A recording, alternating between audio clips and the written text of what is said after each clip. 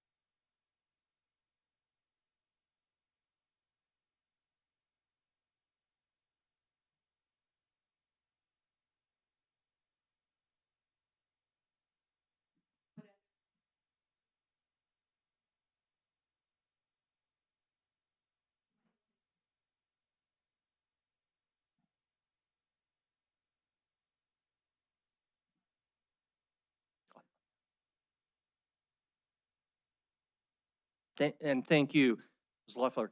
And Chris, you're going to turn that mic on. We got a report that it maybe wasn't coming across.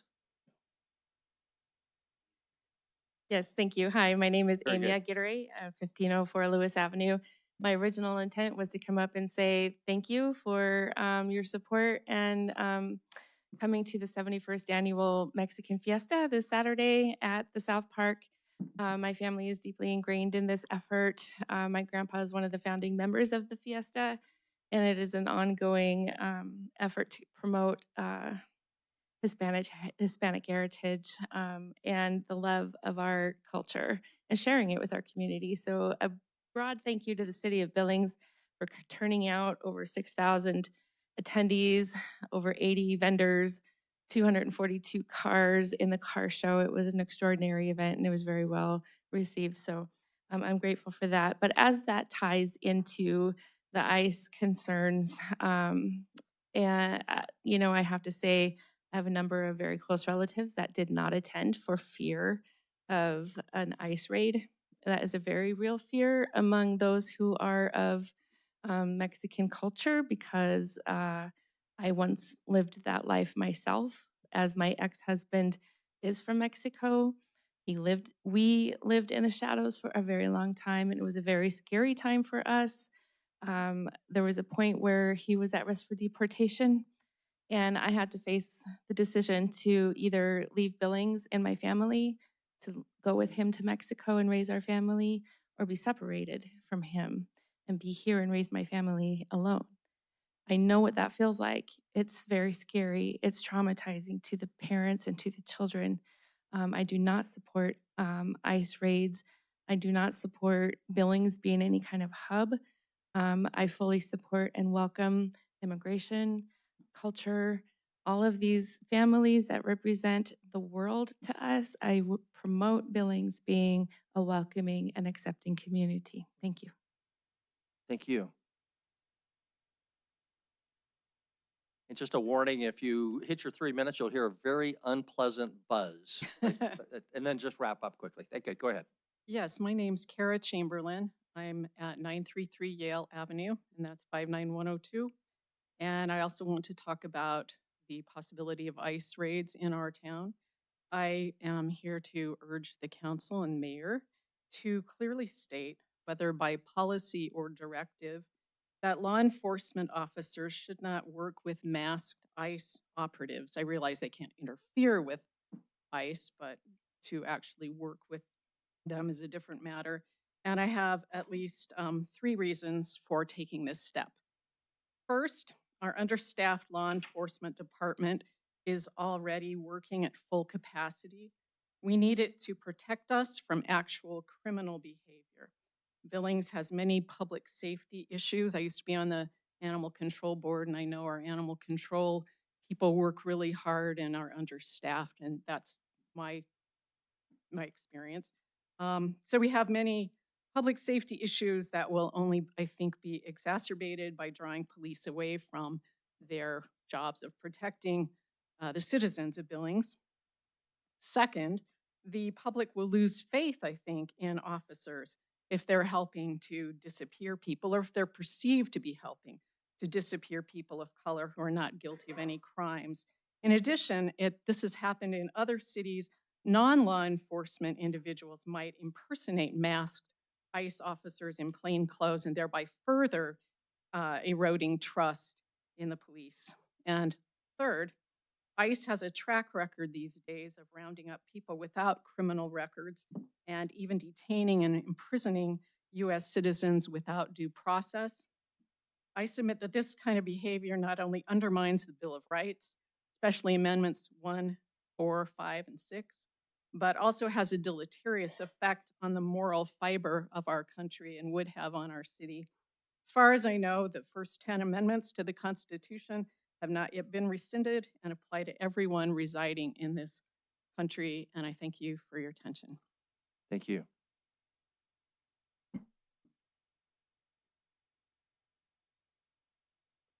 Note sheet here.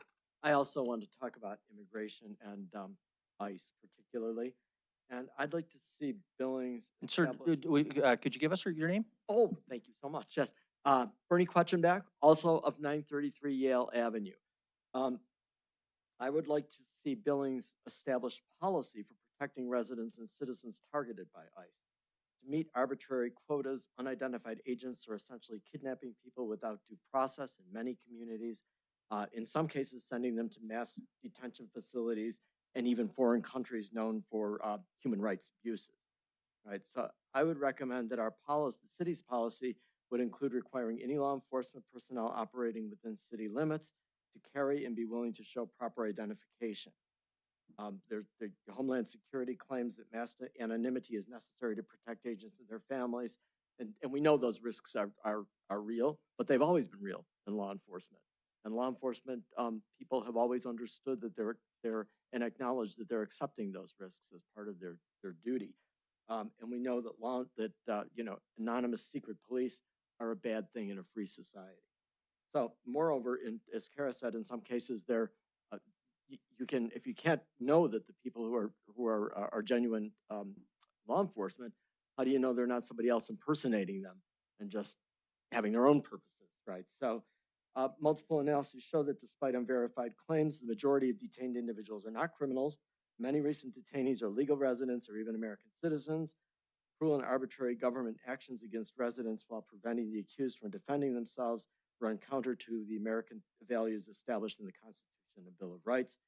So since America has traditionally prided itself on being a place where, as Martin Luther King said, the arc of history bends toward justice, our community, the home of Not in My Town, should be prepared in advance to defend against attempts to bend it in the opposite direction. Thank you. Thank you.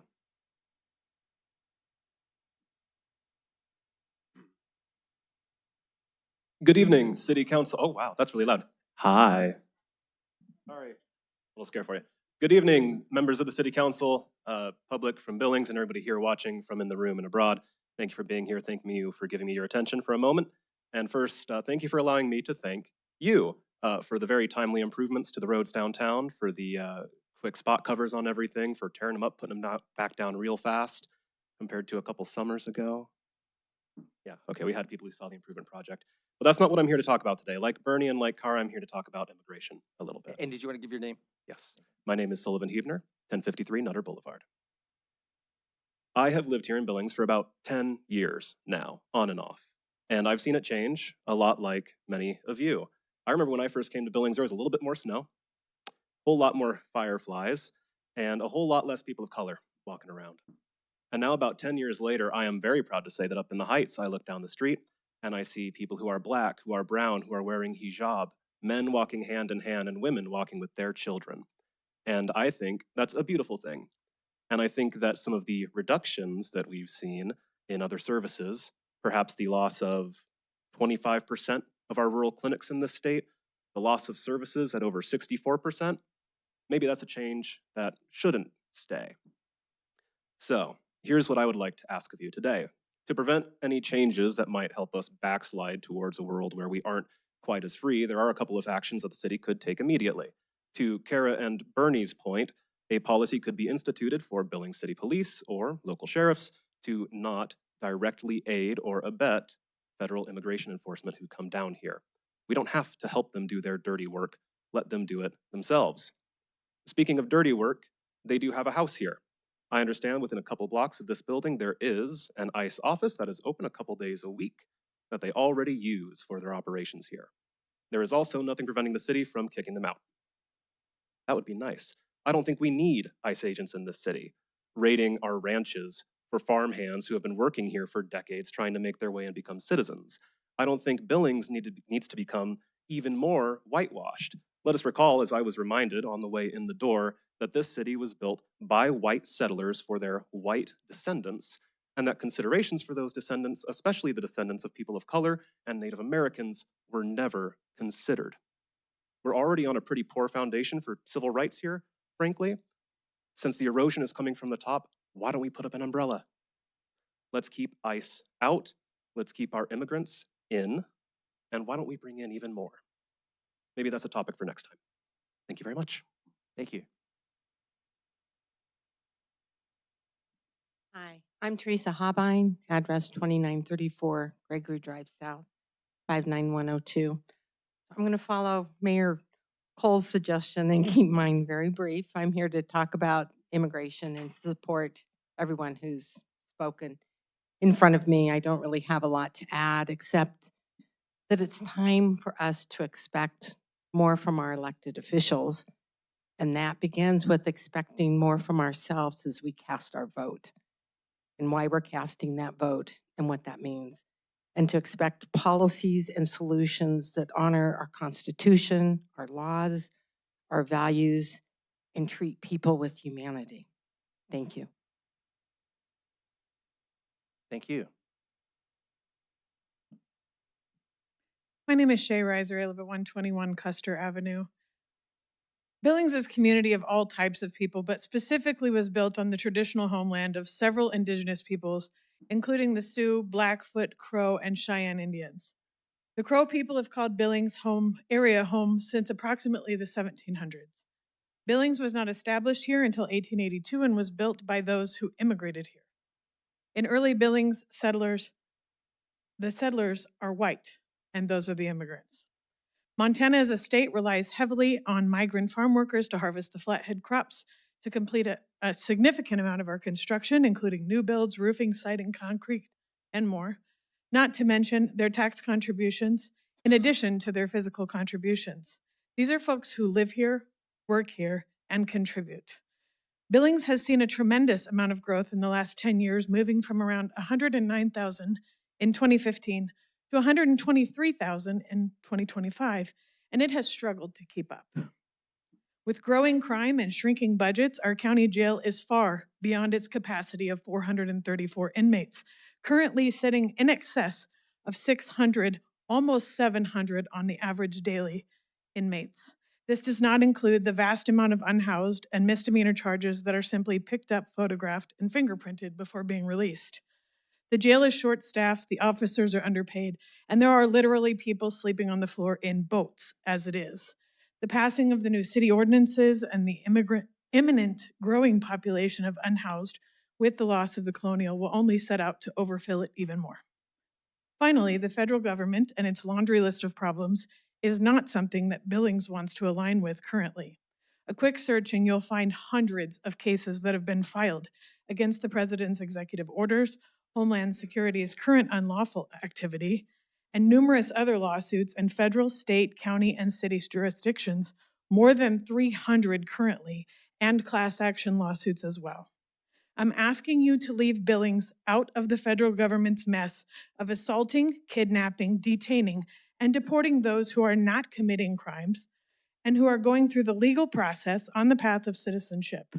Since ICE was just granted billions through the big ugly bill that passed through the legislature, let's leave them be and preserve our tax dollars for the homegrown problems we have right here.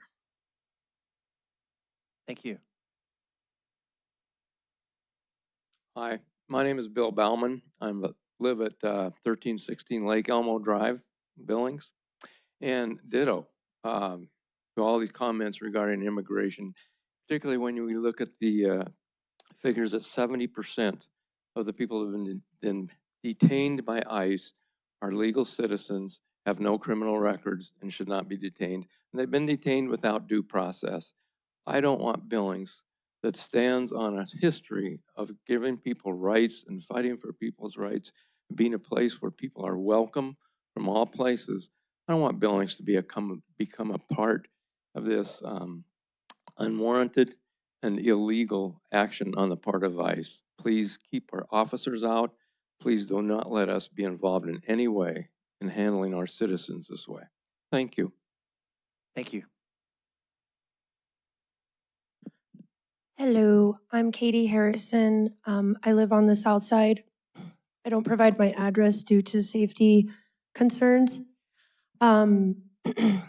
You all probably know by now, back in March, a man was peacefully protesting downtown and was attacked by 3 individuals who pulled over 2 trucks, and one was wielding a hunting knife, in which he managed to actually cut himself during the altercation, and the protester fended himself off with nothing more than a flagpole, and some witnesses and bystanders actually helped save this man from likely being stabbed.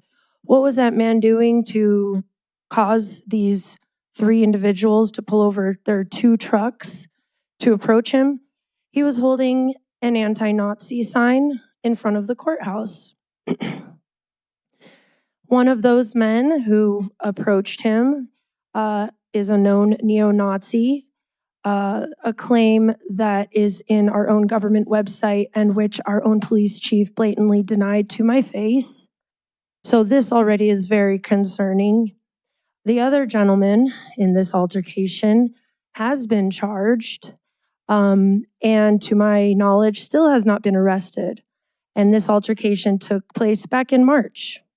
So we have a known neo-Nazi, at least one, with 2 of his pals, running around scot-free with no repercussions, with a police chief who, to my understanding, pretty much gave them a pass. When I found out within a couple hours of this altercation, more information than our police chief seemed to be concerned to find out. I'm trying to draw a comparison of that to what is going on in our country, and now, as of a couple of weeks ago, in our state, with the Christopher Martinez situation, in which he was kidnapped by men wearing camouflage and taken away in an unmarked vehicle to an unknown location. His lawyers were not given information of where he was being taken to. His family was not given information of where he was being taken to. That is called kidnapping. I have reported this to our state as a kidnapping. If these individuals who kidnapped Christopher Martinez are in fact actual government employees, I would expect everyone in our city, county, and state to be up in arms and ensure that this does not happen in our city. I know that these decisions are not falling upon you all here, but I know that you work closely with our county and with our law enforcement. And as our paid and elected officials, I plea that you will please speak for us to those who are making the decisions. Make sure ICE does not have a home here. Thank you. Thank you. Hello. Hello. Excuse me. I'm Tucker Colvin, and I live at 328.5 Custer Avenue. And I'm speaking just to second what a lot of people said, follow up on Katie. I think that it's a bigger picture of keeping our community safe, whoever it is, whether it's people who are peacefully protesting or people who are just simply living here trying to live their lives.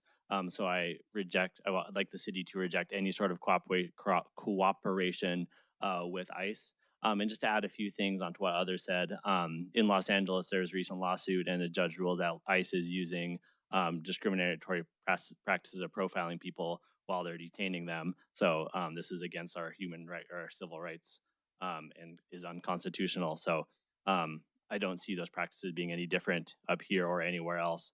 And so whether or not somebody is, whatever their status is, people are being rounded up with unidentified masked people, and that is kidnapping. And I would like our city to strongly stand opposed to kidnapping. And then the second thing is too, is with a lot of this rhetoric going around. Just yesterday, I was at the river at a parking lot just in town with a friend from New Mexico, which is not Mexico; it's a U.S. state. And we went to the river and then came back, and there was a very hateful note on the car telling us to go home, I guess. And that happened in Billings just yesterday. And I don't know if these people don't realize that New Mexico is a U.S. state or just don't like people from out of state. But I don't want that happening in our community, regardless of where somebody is visiting from. That's not very welcoming. It's not very neighborly. And it just makes me really sad. And I think the city needs to have a stronger attitude or kind of a message that we welcome people here of all cultures. So thank you. Thank you. My name is Megan Wilmore. I live on 3285 Canyon Drive. I'm also here to talk about ICE and opposing Nazism in our community. I am a Mexican American. I know that that is surprising to people. I have lived in many places throughout my life. I have had the wonderful opportunity of predominantly working on military bases throughout the world as an adult. I've lived in Japan. I've lived in Germany. I've visited many countries in Europe and in Asia. And in Billings, Montana is the only place that I have ever been called a racial slur to my face by someone that I knew.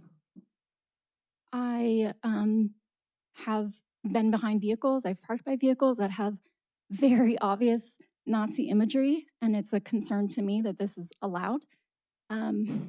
I, while living here, have been able to visit Japanese internment camps throughout our state and our neighboring states. And I want to share with you what I've learned there and what I've learned while visiting World War II memorial sites and why it is so important to use the language that was used in history today. The Montana governor named the internment sites concentration camps at the time. That is documented. You can look it up yourself. Google is free. What we are facing here is a decision of a lifetime to say no to ICE in concentration camps in America and in Montana again. We made the wrong answer when it came to the Japanese. We can choose the right answer today when it comes to immigrants of many nationalities, particularly Hispanic Americans like myself. Thank you. Thank you. First of all, it wasn't too many years ago that Billings stood with the motto, "Not in our town." And could you give us your name? Oh, you're getting there. And maybe it's time now to repeat that ideal. My name is Carol Feely. My maiden name is Fox. My dad was Bill Fox. He was mayor here in the 70s, I think. And I know him well enough to know that I'm speaking for him also. I'm here because I have a great love of the Mexican people. I've been to Mexico several times. They have high ideals. They put their families first. My daughter and son-in-law work for the U.S. Embassy in Mexico City. My granddaughter got the privilege, and I mean privilege, of spending 4 years in a Mexico City daycare center. When we ask her, how was Mexico? She throws up her arms and says, wonderful. It's because they value their children above all else. I'm very thankful for those 4 years she spent there. I admire and love the Mexican people. I've been to Mexico, I don't know, maybe 15, 20 times, and have always felt loved and safe and valued. I get on the Mexico City subway and I say, I'm home. That's how comfortable I feel with such great, loving people. They are our friends, they are our neighbors, and they contribute greatly to this country. So I hope you will choose to vote against ICE and other programs that breed hate and prejudice. I do know I'm not naive to believe that we don't have immigration problems, but I hope we could come to the table and with love and respect, not hate and prejudice. Thank you. Thank you.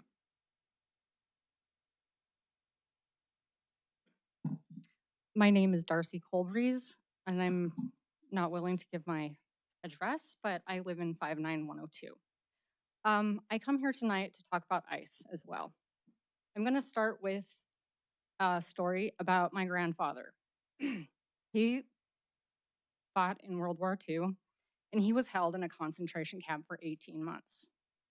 He went in over 150 pounds and came out in, which was around 100 pounds. I don't know much about other than that from him because he wouldn't talk about it. And knowing what they did to him, I don't want that happening here to anyone. We have Native Americans, we have Mexicans, we have all sorts of people.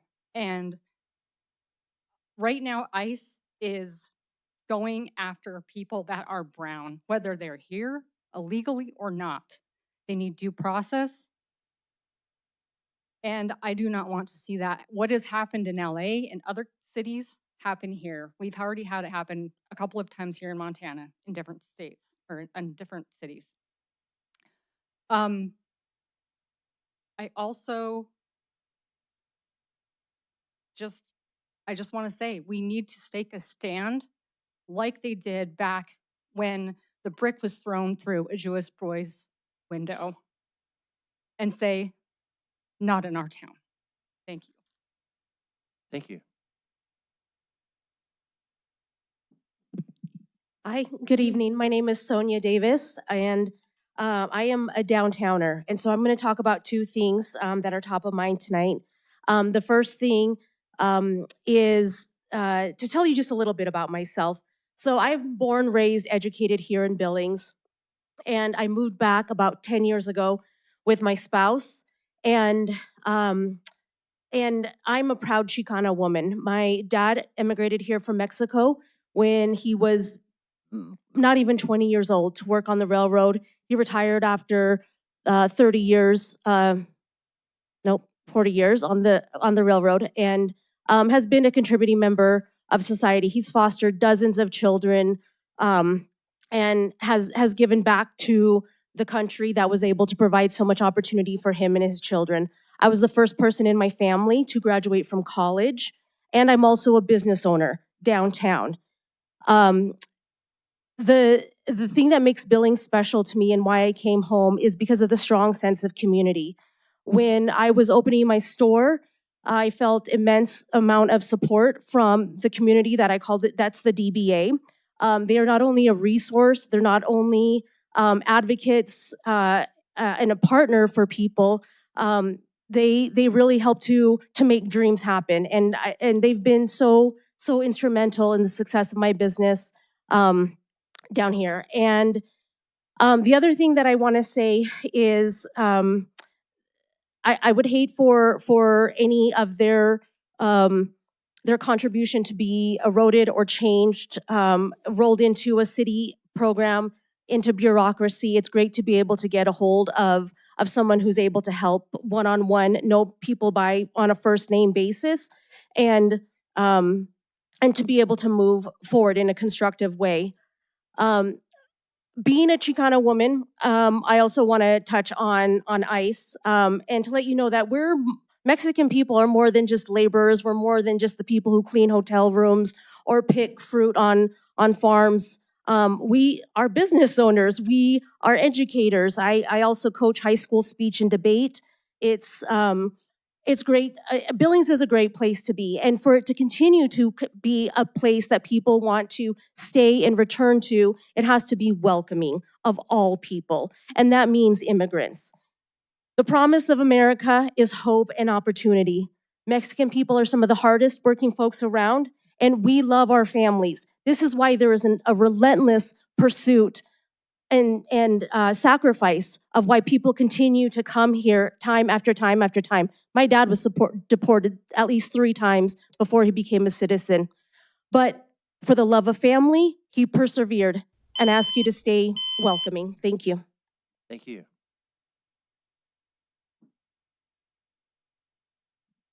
Good evening. My name's Tom Greenwood. I'm on the Bird Board. I'm the president of North Park Task Force, and I live at 807 North 25th Street. I'm here to let the people anti-ICE know that I'm for all the people that come to America to find a better life for themselves. And I don't know if they're aware of the office. It's at 1711 6th Street, but it's an ICE detention center. And it's not just an office, it's jail. And I don't know if you folks know that, but it's been permitted and it's been built and it's been here for a while. And if you want to protest, it's on 1711 6th Street. Thank you. Thank you very much. Any other public comments at this time before we move on to item number 1? No one is standing up. No one is coming forward. So we'll close the public comment period. Thank you. I just want to thank our members of the public who did come out tonight. We don't engage in dialogue, and it always leaves the risk that when people tell some horrific story about some event, that by our silence we condone that. And I would not want that to have to be communicated when those horrific events are recounted. They are reprehensible and they are condemned, not just by me, but I'm sure by the city council and our city in general. So thank you again for your comments. And it then does bring us to our wrap up and discussion of the last legislative session. We have with us some special guests. Chris, I'm going to ask you to introduce them and also what you see for the process on this item. Go ahead, Chris.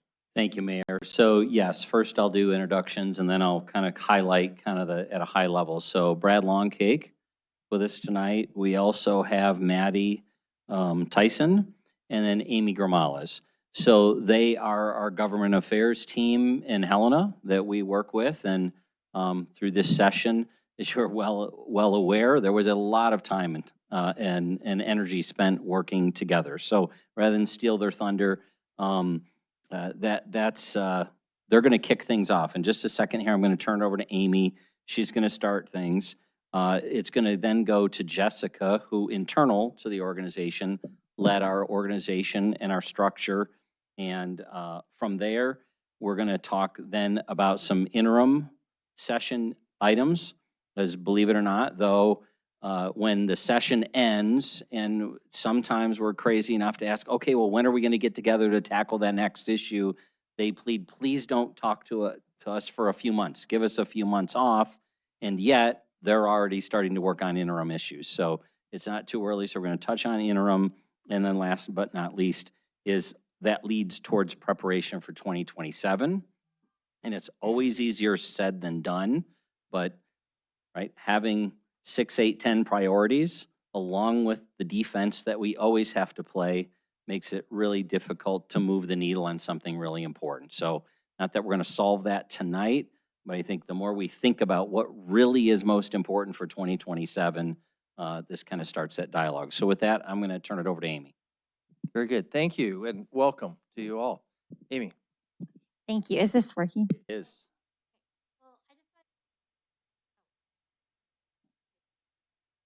You had it. I had it. Oh, I do have it. Okay. Keep Oh, it gosh. close to your mouth. Okay. Oh boy. So I just want to say thank you to the city council. I want to say thank you to your staff. They're incredible, and it's with great pleasure that our law firm Crowley Fleck has been working with the city of Billings for a number of years, and we expanded our team this last legislative session to include Brad Longcake, who's an independent consultant and is an expert in his own right. And I'm thrilled that Maddie Tyson, who's an associate at Crowley Fleck, is now joined the government affairs team. We couldn't have done it without her, but your internal team is second to none. And I know you all know that.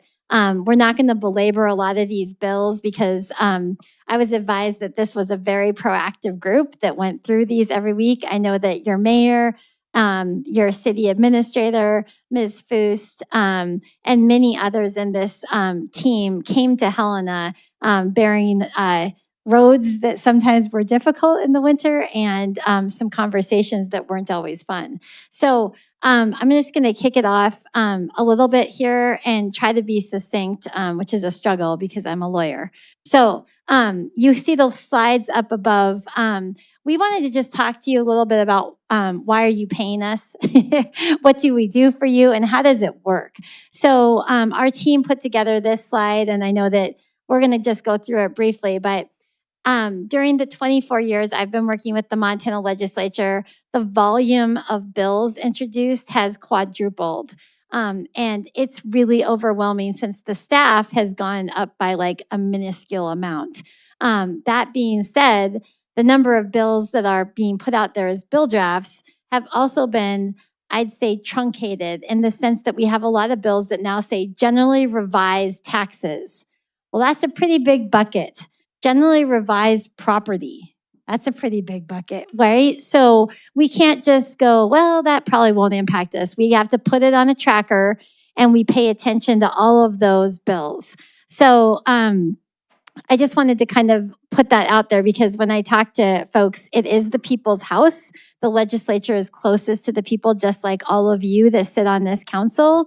And yet in that same sense, it's a whole lot of different subject matter that we have to track. And so it's like covering the waterfront is what we say. So on behalf of the city of Billings, which is where I grew up, so I'm near and dear to my heart, we follow what the Montana League of Cities and Towns says are their big pillars. We then look at what the city of Billings wants to tackle. Public safety has been a really important topic for the city of Billings, and one that I would just want to commend your legislative group here from Billings. I'm really trying to work across the aisle on. They recognize it's a problem and that they try to work together on it. We also work with other lobbyists from different organizations. So believe it or not, we talk to lobbyists from the Montana Farm Bureau. Why? Because we all care about water. Senior water rights, those types of things. So we have a really broad cross section of folks that we work with. We do three things. We monitor bills, we decide if we should support bills, and we decide if we should oppose bills. We really try to work also with our Billings area delegation to decide if and when we should amend a bill. And I just want you to know that I think all of your legislators come from different parts of Billings and with different priorities and different political philosophies, but I think at their heart, they all want to do what's right for Billings. So I just wanted to say a few of those things at the outset. You can read the rest of this slide. The number of bills that we monitor is over 100, and they get amended every week. We sit on calls every week with your staff. We meet with other lobbyists from different cities, the League of Cities and Towns. We coordinate meetings in Helena with our legislative area legislators and key legislators. So we care very much who chairs the tax committee. We care very much who chairs the local government committee, as you can imagine, and we try to get to know those folks. And then I just want to say that we try to leverage our voice on what are the key issues. And so I know that something my grandma always used to say was, you can't win every battle, We sure try on your behalf. But we also have to pick and choose what are the things that are most important. And that's what we try to do on a daily basis. The legislature is by 90 days a whirlwind. Some people call it sausage making. You've heard all the phrases. But now is the part where we kind of get to take a breath, step back, and think through what we're going to do next. So that's the part that my colleagues will address with you later. We try to divide this up so you hear from all of us. The second slide that is in your packet was a list of bills that were. And Amy, I apologize. I'm just going to interrupt. I apologize. But Chris, I did get a report from a constituent that they were not hearing anything on Community 7.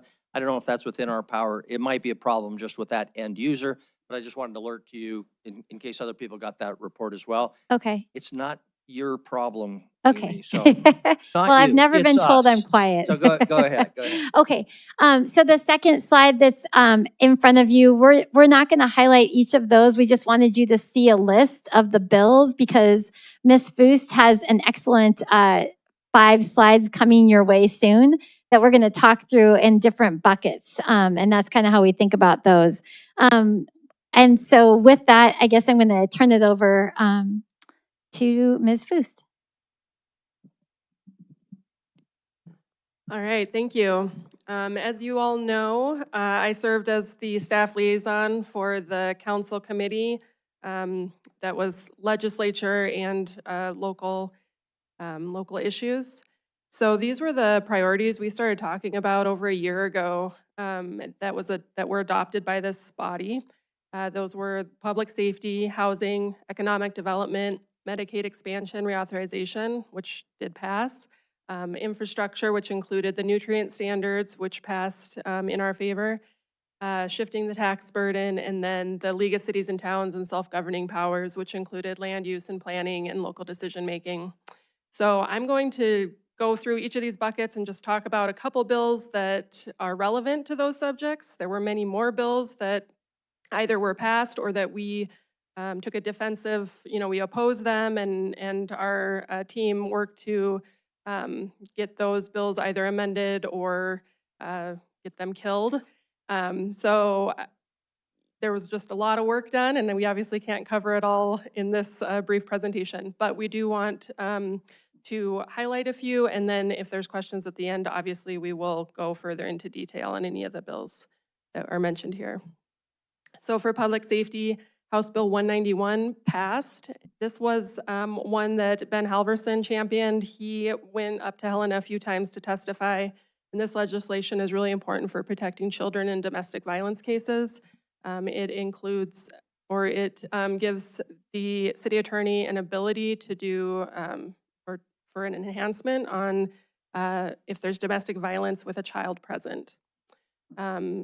Senate Bill 398 was sponsored by Senator Yakowicz, and this increased the amount that our code enforcement can go to municipal court with abatements instead of having to go to district court. So that just speeds up the abatement process for our code enforcement department. House Bill 439 establishes the crime of possession of a stolen firearm or ammunition. So that's something that does increase public safety and affects our police here. Regarding housing, House Bill 505 was sponsored by Mike Vinton, one of our local representatives, and this law allows the Montana Housing Infrastructure Revolving Loan to retain its interest in income and provide for fund transfers. House Bill 492 revises municipal zoning laws related to parking requirements. This actually decreased the number of parking required for residential properties. The city of Billings did oppose this just because it took away our self-governing ability to set our own zoning requirements for parking, but I did just want to mention this as a bill that passed.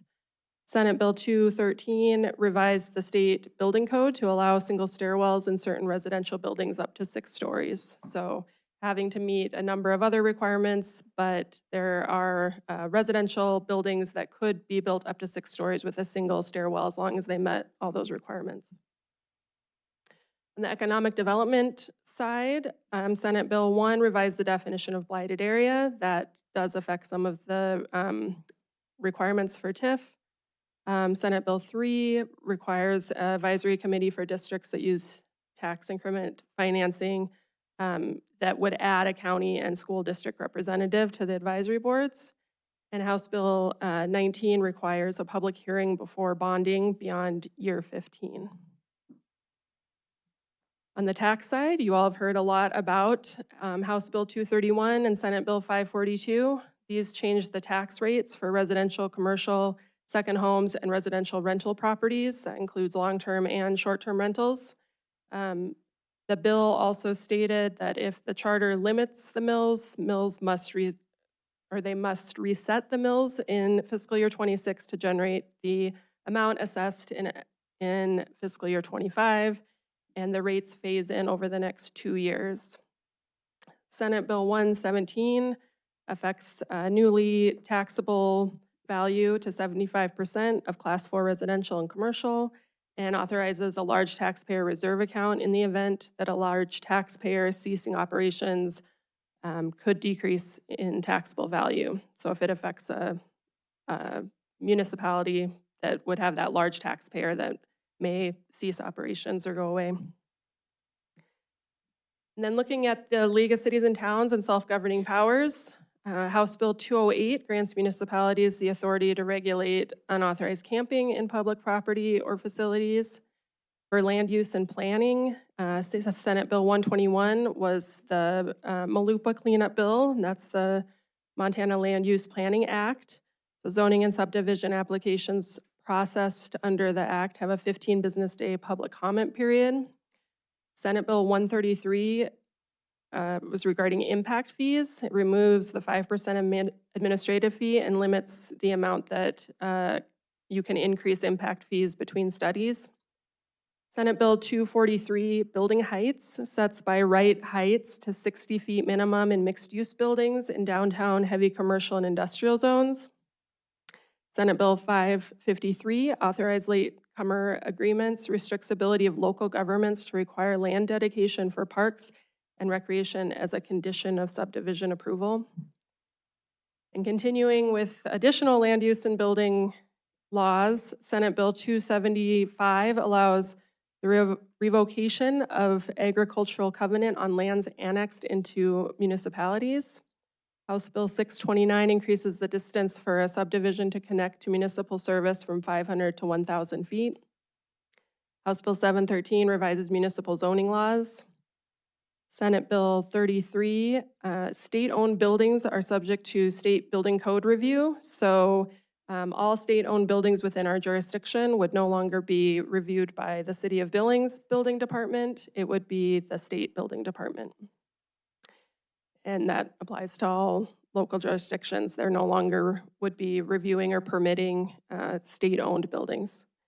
Senate Bill 404 requires the reporting of building permits for appraisal information. So that adds a little bit of staff time for us to make sure we're submitting those reports every month or within 90 days, but we would do it monthly.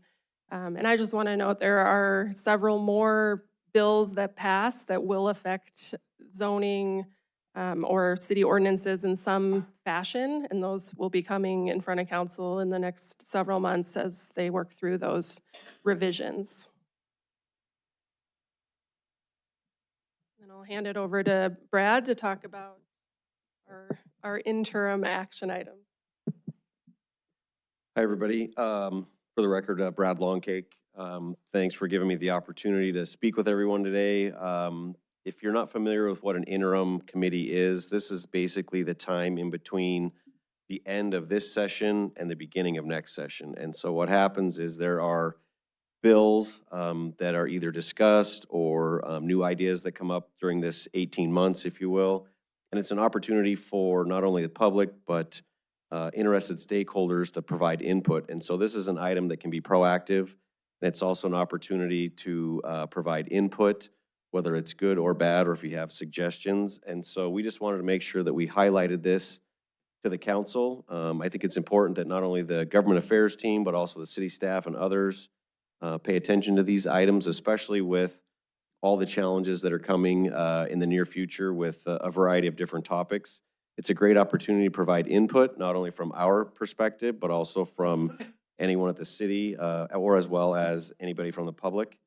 And it's a great opportunity to talk with the legislators in a less hectic environment. It's an opportunity to bring up and discuss any kind of issues or items that you feel need additional input, that maybe can find some common ground and can have an opportunity to provide a bill in the future session where you've kind of worked out all the issues ahead of time.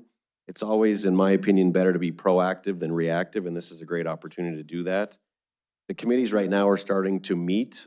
These first few meetings will just basically be getting the committee assignments all put together, which they've already selected all the members, but they're kind of figuring out what their priorities are.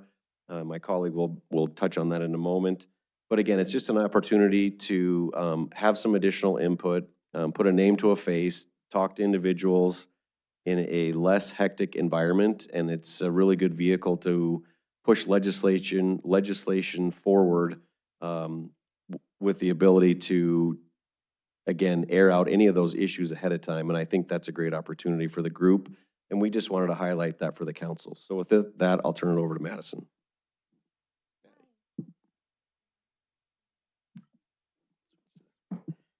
Hi, I'm Maddie Tyson. Thank you for the opportunity to be here today. I will be going over this list of interim committee meetings. We'll be paying close attention to local government and revenue, amongst others. Transportation and revenue met last week. Local government is meeting tomorrow. As Brad mentioned, the first meeting is a planning meeting. The committee votes on committee officers.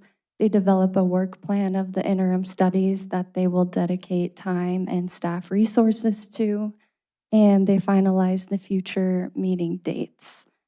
And this next slide is a list of the studies that were passed during this past legislative session.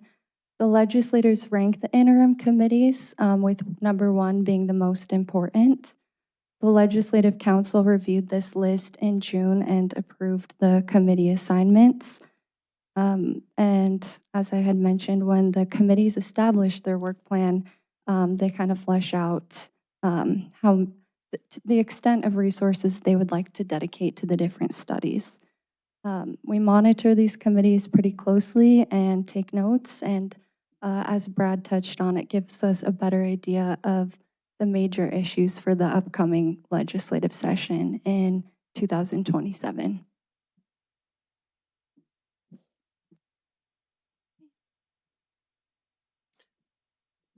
There you go. It's on the little red behind the mic. There you'll Oh, see. perfect.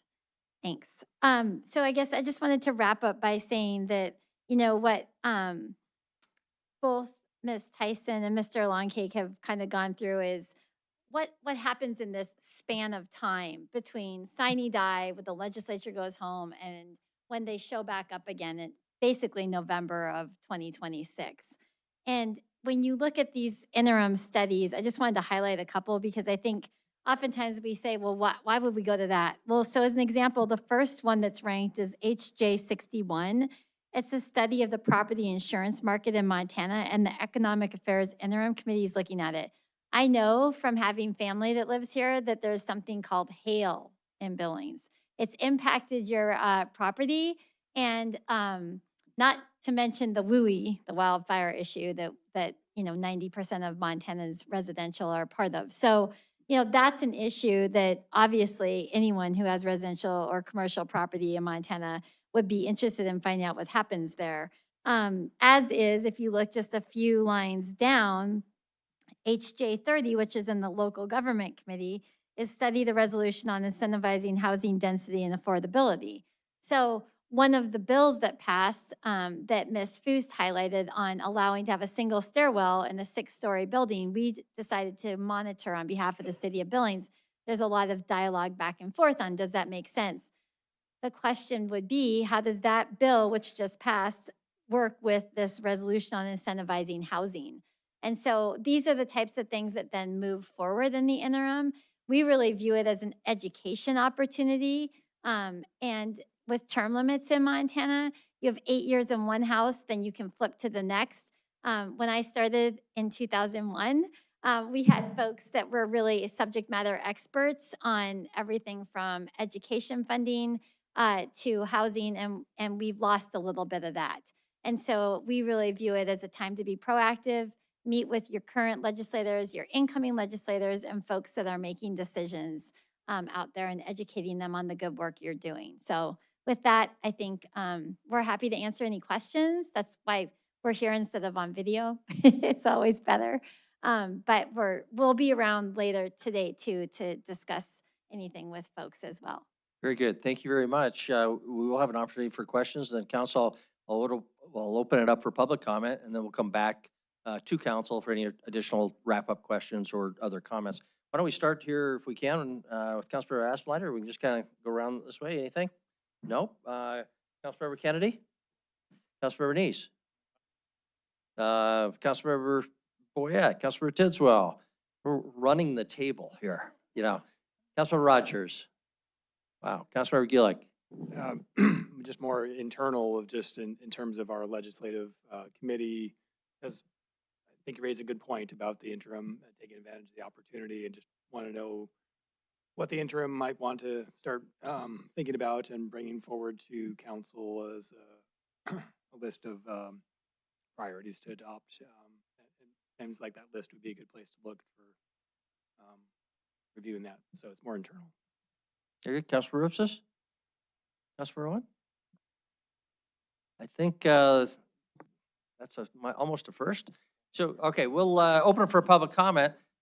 This is item number 1. You heard the discussion, and if anybody would like to comment on the legislative session, just keep it civil when referring to our hardworking legislators. Mr. Brooks. Yes, good evening, Mayor, members of council. Dan Brooks with the Billings Chamber at 815 South 27th Street. I know there's lots of discussion to come, so I'll keep this very brief. Just want to say thank you for co-hosting a few of our legislative luncheons. Those were the gatherings with our local delegation to talk about the issues that are going on that week, that month, or that might be coming up to help make sure that they've got the right facts as they go into their committee hearings. So we look forward to partnering with you again next legislative session on those, and just a quick thank you. And thank you for your efforts. Thank you for the Chamber's efforts. Other public comment on item 1? Is there any public comment on item 1? Before I close the public comment period.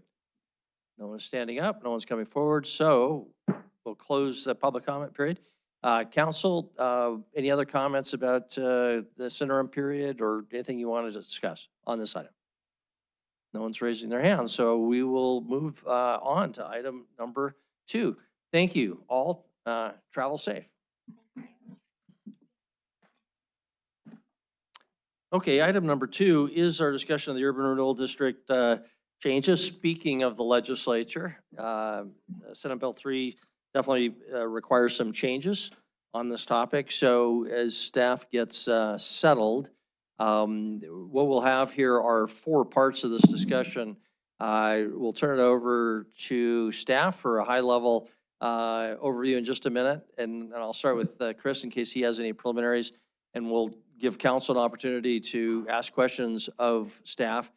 We also want to hear from the 3 organizations that are current advisory groups on the TIF district. So we'll ask their representatives after staff is done to chat with us, and we'll have any questions for them. And then we'll open it up for public comment, and then we'll come back to the council for the final discussion. Councilmember Aspenlighter. I guess just before we get started, clarification on what exactly we're doing here. We've all had presentations of what the TIF district's budgets are, what they're doing, where they're going. I hope that that's not what we're going to get, is another regurgitation of that tonight. That's not, from my perspective, the topic. The topic is, how do we comply with Senate Bill 3, which is how those boards are constituted. It seems to me like there's a lot of unnecessary confusion about the direction of what's going on here tonight, with who's taking over what. That's not, in my mind, anything to do with Senate Bill 3. So I would hope that we stick to what are we going to do with these boards and how are we going to reappoint these boards. and not waste anybody's time with the rest of it, because that's not what we're doing with respect to House Bill 3 or Senate Bill 3. Thank you very much. Thanks for making that point. That it's perfectly legitimate to focus. Clearly, the priority is compliance with Senate Bill 3. I don't know that I agree that everything else is irrelevant because it is part of our staff report, but we don't want to lose track of the trees for the forest, or the forest for the tree, whatever. Top priority, Senate Bill 3 and compliance there. So point well made. With that, turn it over to staff.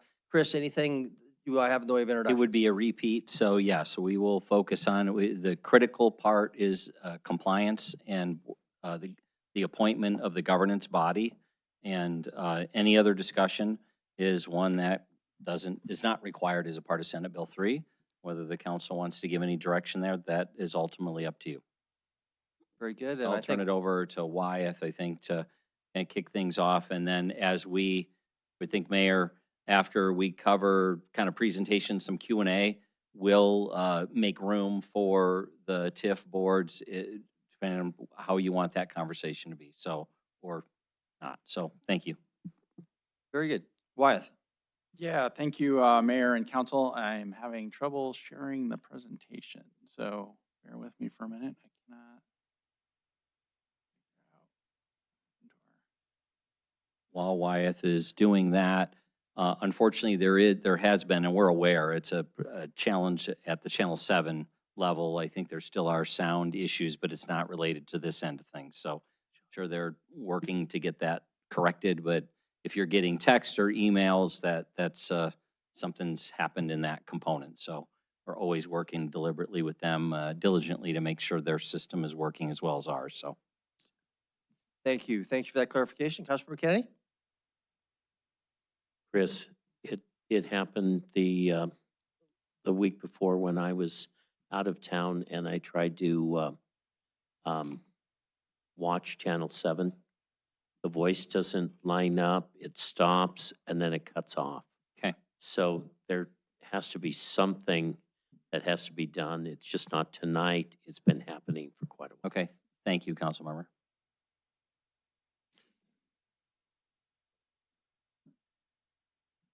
Speaking of technical issues, we are working on getting the PowerPoint up so that the people who are watching on Community 7 can see that, and also so our audience can see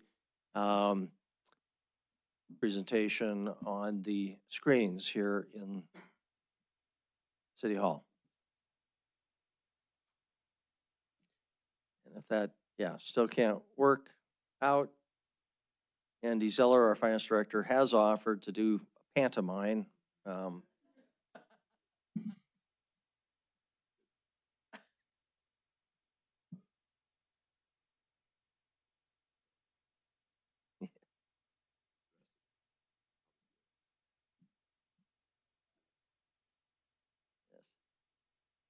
Anyone hear the joke about how many city administrators it takes to launch a PowerPoint?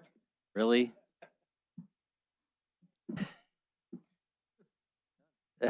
Yeah. Infinite. There we go. Hey, congratulations. Thank you. Thank you for your efforts. Thanks, Very Kevin. good. Right one, that's all it took. With that, back to Wyeth Friday, Planning Director. Wyeth. All right, thank you. Let's see.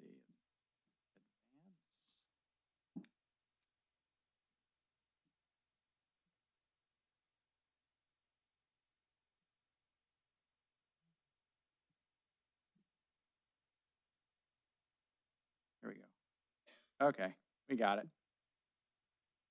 All right. Okay, yes, thank you again, Mayor and Council. So yes, I'm going to start us off with a brief presentation on basically the items, the topics that you received in your packet for this evening for this topic. And I guess I'll just start out first by saying, you've received a lot of information from the community about this and from the districts.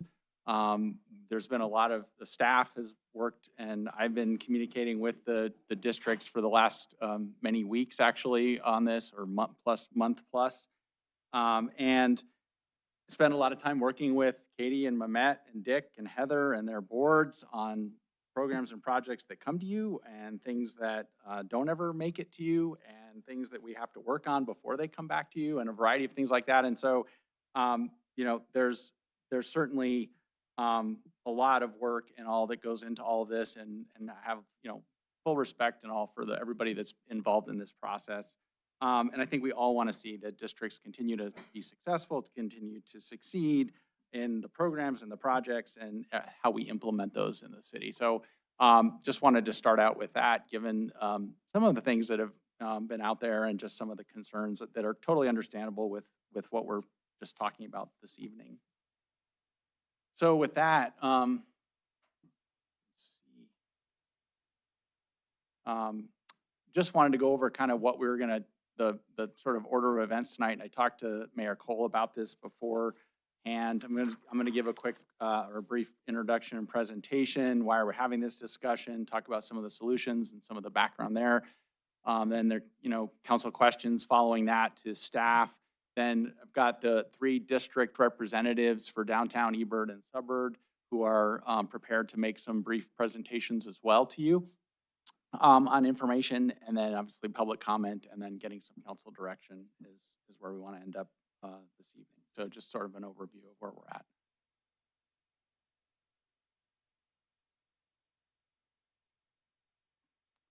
So why are we having this discussion?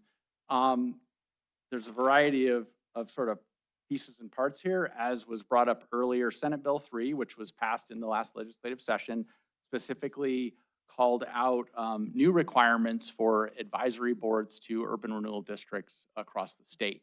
That specifically spelled out that the municipality shall appoint the advisory boards for the districts, and that those advisory boards will contain representation from the county, the city, school districts that are in their boundaries are inside of urban rural districts. So in our case, that is mostly School District 2. In the case of the South Billings districts, that's School District 2 and the Elysian School District, so 2 districts in that area.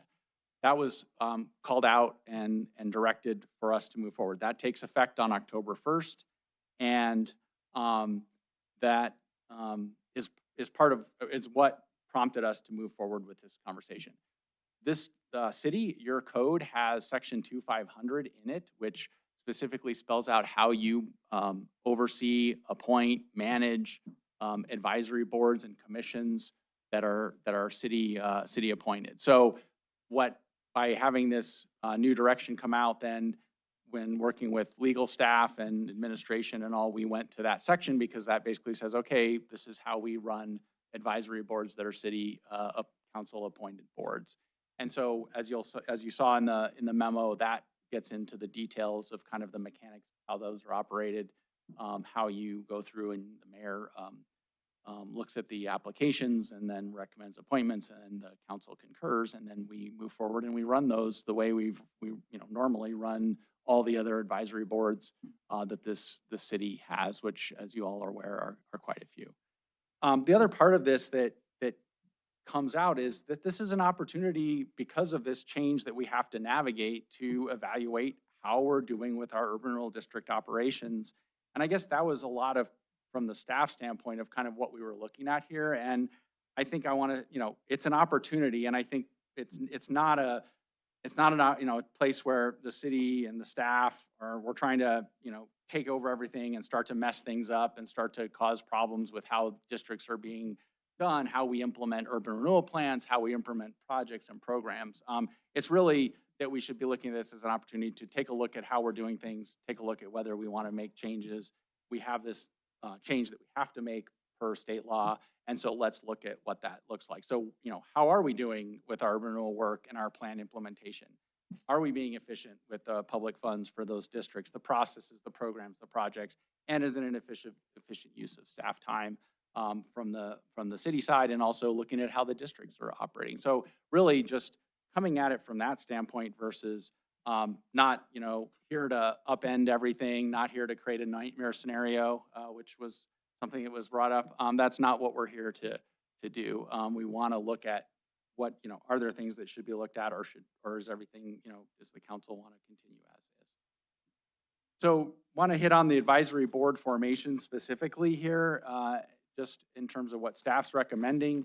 And that is to have basically continue to have 3 boards, 1 for each district, and have membership very similar to what you have right now with the district independent entities that you have MOUs with that have boards for each of the districts. So basically having 7, 9, 7, 7 for Ebert, 9 for South Billings, and 7 for downtown. As I mentioned earlier, South Billings does have 2 school districts that have to be represented. So that is where we came up with the tweak of adding that and having the odd number, and then really having the council decide in terms of, aside from those representatives, what type of individuals would you like to have representing the districts on those boards.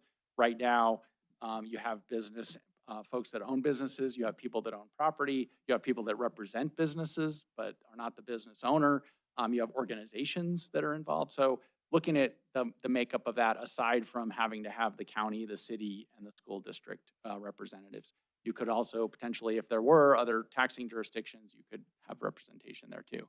On the downtown 27th Street district, you'll see that you could approach that the same way. However, as you're well aware, with the downtown, we have other entities that are involved. We have a BID, we have a Downtown Property Owners Association, we have a Community Innovations Group, and we have the overall alliance. And so there's the potential, similar to the way that board is composed now, you could have representation from those entities that would serve in some of those capacities, because those are business owners, property owners, et cetera, that are already in those roles.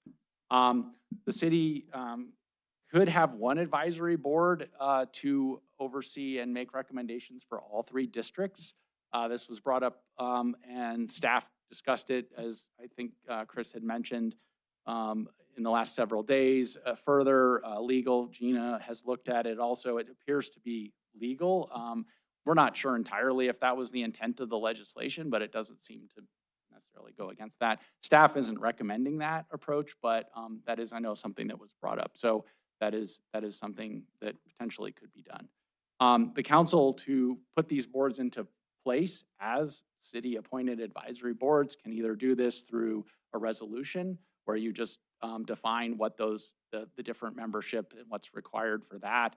The rest of your Section 2500 already spells out, you have to have lived in the city for a certain amount of time. You have to have, there's certain other requirements, but you could do by resolution the specifics for these to be clear about what who can apply for each of these boards. Or you could also amend Section 2500. If you look in that section of the code, you'll see that some of your boards have some specific information about them that's beyond just the basics, like the airport and transit board, the parks board, and others like that, that actually have their own section with a little bit more detail about those. But you could do that, or you could do a resolution that would define what these boards, the service that they would, or who would be required and be allowed to serve on those.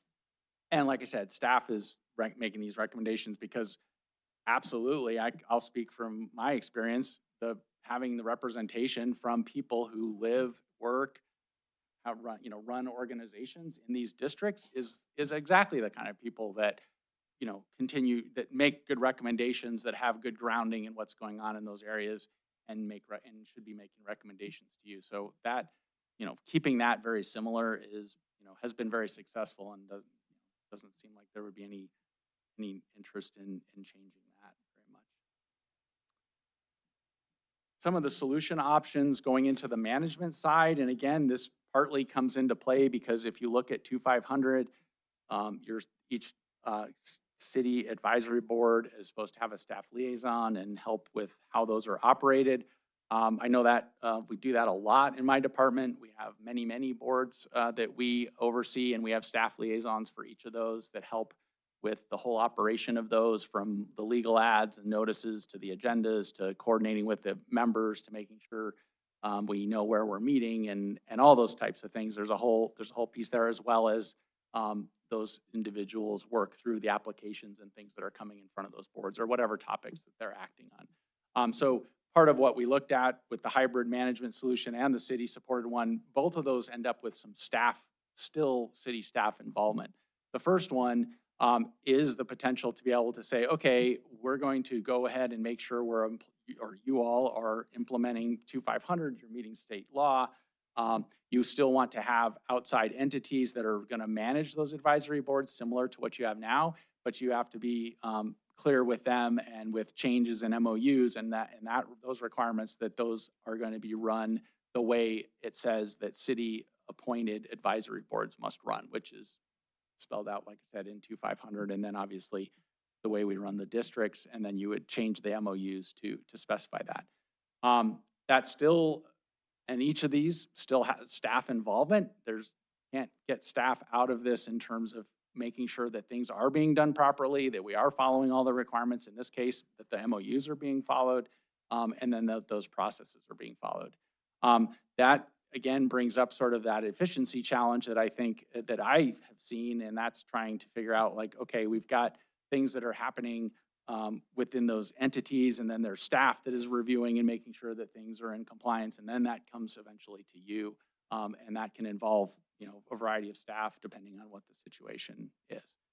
The second scenario or solution is city-supported for the most part. That really would be to run the boards as well as application process for when someone makes a TIF application. It would come to city staff. It would be processed, reviewed, taken to that advisory board, go through that process. They would make recommendations to you like you receive now. And really the only piece of that staff in our discussions thought would be could be considered for additional kind of outside support would be the business recruitment, retention, outreach, and some of those things potentially that a city staff member might not do. That someone else could do within the districts or for all the districts, depending on how you decided to proceed with that. But the rest of it would really be done in-house in terms of the city running the way we do other boards and commissions and doing that. And really a lot of that is what we're doing now, but you're doing it with an entity outside the city, and then they're working through stuff, and then it's coming to the city staff for, to be looked at and reviewed before it comes to in front of you. Most other communities in the state of Montana either do have staff running these, the urban rural districts, either from the standpoint of it's an economic development department within a city, or it's staff in some department that supports those processes, or the other thing that's out there is an urban renewal authority, which is allowed by law. We didn't bring that to you as a recommendation. We didn't think that's where necessarily that we wanted. That's a very radical change, but Missoula, for example, runs that. And so they have an authority, then they have their districts, and that authority, the council still gives them the authority that creates that authority, but then they have a lot of arm's length ability to go through and work with the districts and work on projects and programs and such. So that's a whole other thing. We didn't go there, but that is common. If you look at the different ways that it's run across the state, the city or economic development staff or authority are ways that that's often done. The way we operate here, there's a couple that are sort of similar from my understanding and research, but ours are we do it fairly differently than many of them. Just some other considerations. Like I already said, city staff has to be involved in the oversight and support, regardless really of what approach that you may take, or if you do make some changes. The TIF applications right now, they pass through about 4 to 5 hands or people to get to you. And so that's something I think that when I'm working through that, that's a recognition of, okay, yeah, is that super efficient? I'm not sure. I think sometimes there's a lot going on there, and if an application just came into one person who then was reviewing that and deciding, getting it ready to then come to you, yeah, obviously there could be legal or other input, but there's a lot of process here. Some of a couple of the 3 districts have review committees that actually make recommendations to their full board. So you'll have an application come in, the staff person in that district first reviews it and works with the applicant to make sure it's ready to move forward. It goes to a review committee. The review committee reviews it. They make a recommendation to that board. The board reviews it and makes a recommendation to you. I get it after that recommendation and actually work on it a little bit before that, and then it comes to you. So just to be aware, there's a variety of things going on there across as applications pass through. And that's just one piece. I'm not saying that that's all we do, and that's not all that the districts do, but that's how that kind of flows. And then things like meeting space, office space, web presence, accounting. There's 3 different things. That's getting done 3 times, one at each district for those pieces. That's being paid for by TIF funds through your MOUs that you have. And then obviously you have the staff, the city staff, which I outlined in the memo too, that there's work being done for them as well. Policy and process updates and changes, things like the TIF policy being updated or expansion of districts, which I try to do for you, and work is right now, not probably the most efficient for me to be the one trying to always do all that versus maybe having a staff person who's, kind of laser focused on those things. And then there's some involvement at like the director level. There's some involvement at legal. There's some involvement in finance, which already is happening now. And then also, like I mentioned earlier, navigating that outside the kind of the urban rural efforts that are outside of the standard operations that I'm kind of talking about. Business recruitment, outreach, programs, safety in case of the downtown. There's a lot of other things in downtown, quiet zone, there's with the railroad. So there's stuff outside of that that's kind of doesn't kind of fit into the kind of core piece of some of that work.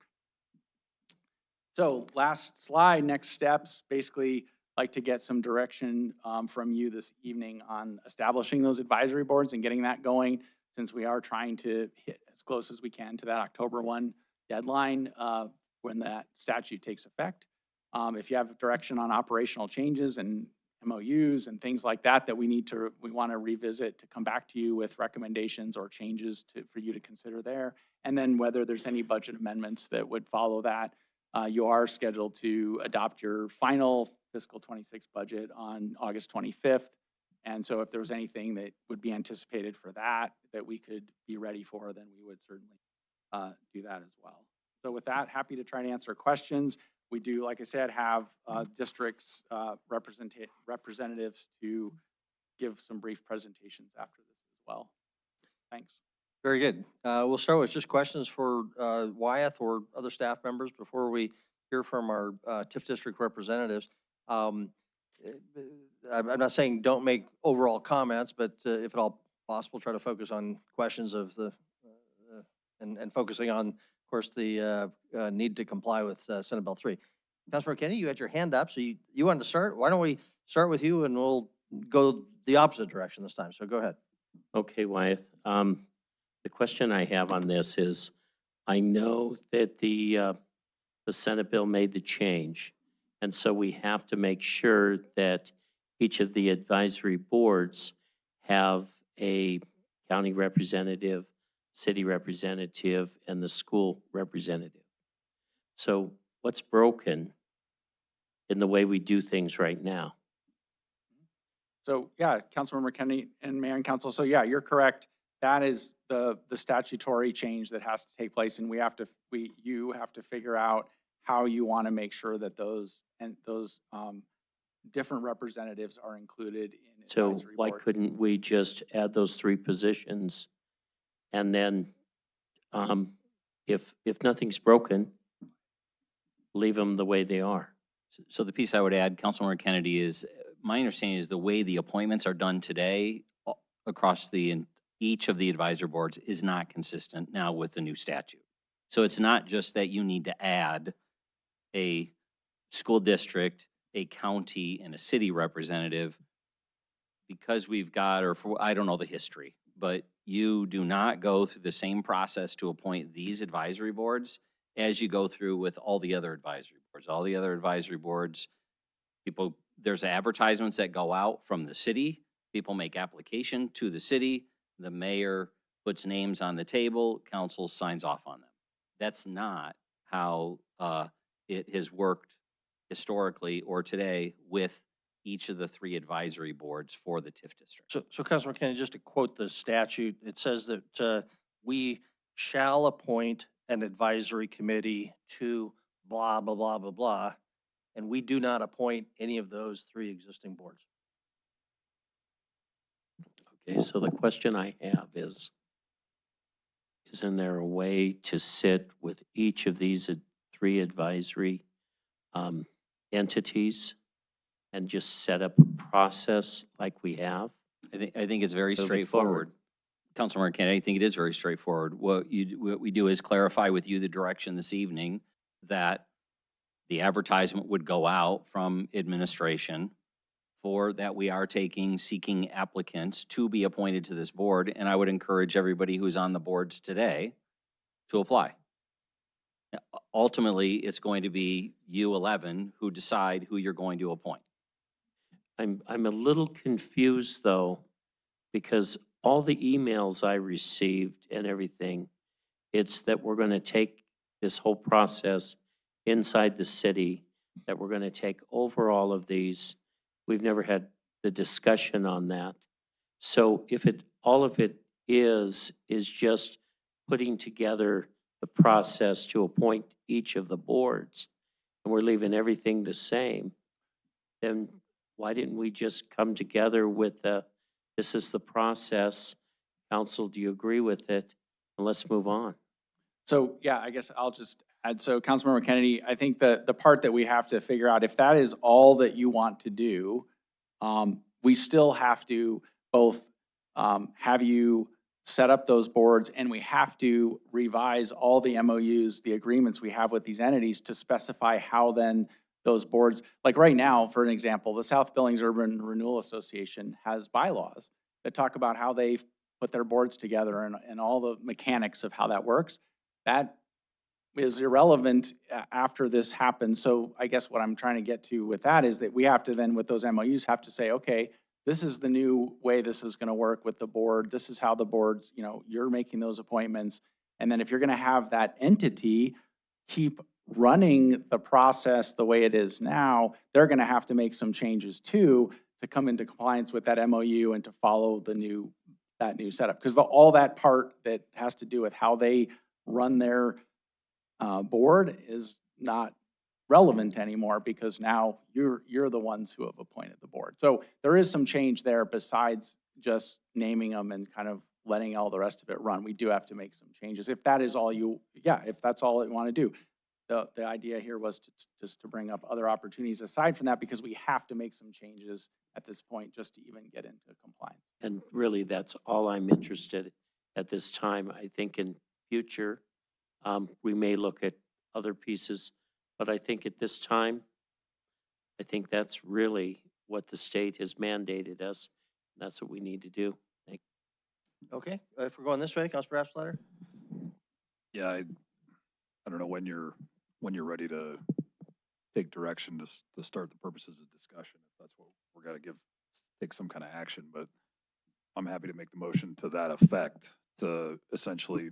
Yeah, we want to hear from the districts and No, also the yeah, public, but. that's what I said. I mean, I when you're ready, but I hope we can do that before these TIF districts get up here and give a big spiel that may not be necessary for the purposes of tonight's conversation, I guess is where I'm trying to go with this. I do think for a later conversation, we have to address the elephant in the room about, spending $660,000 to manage these 3 TIF districts separately.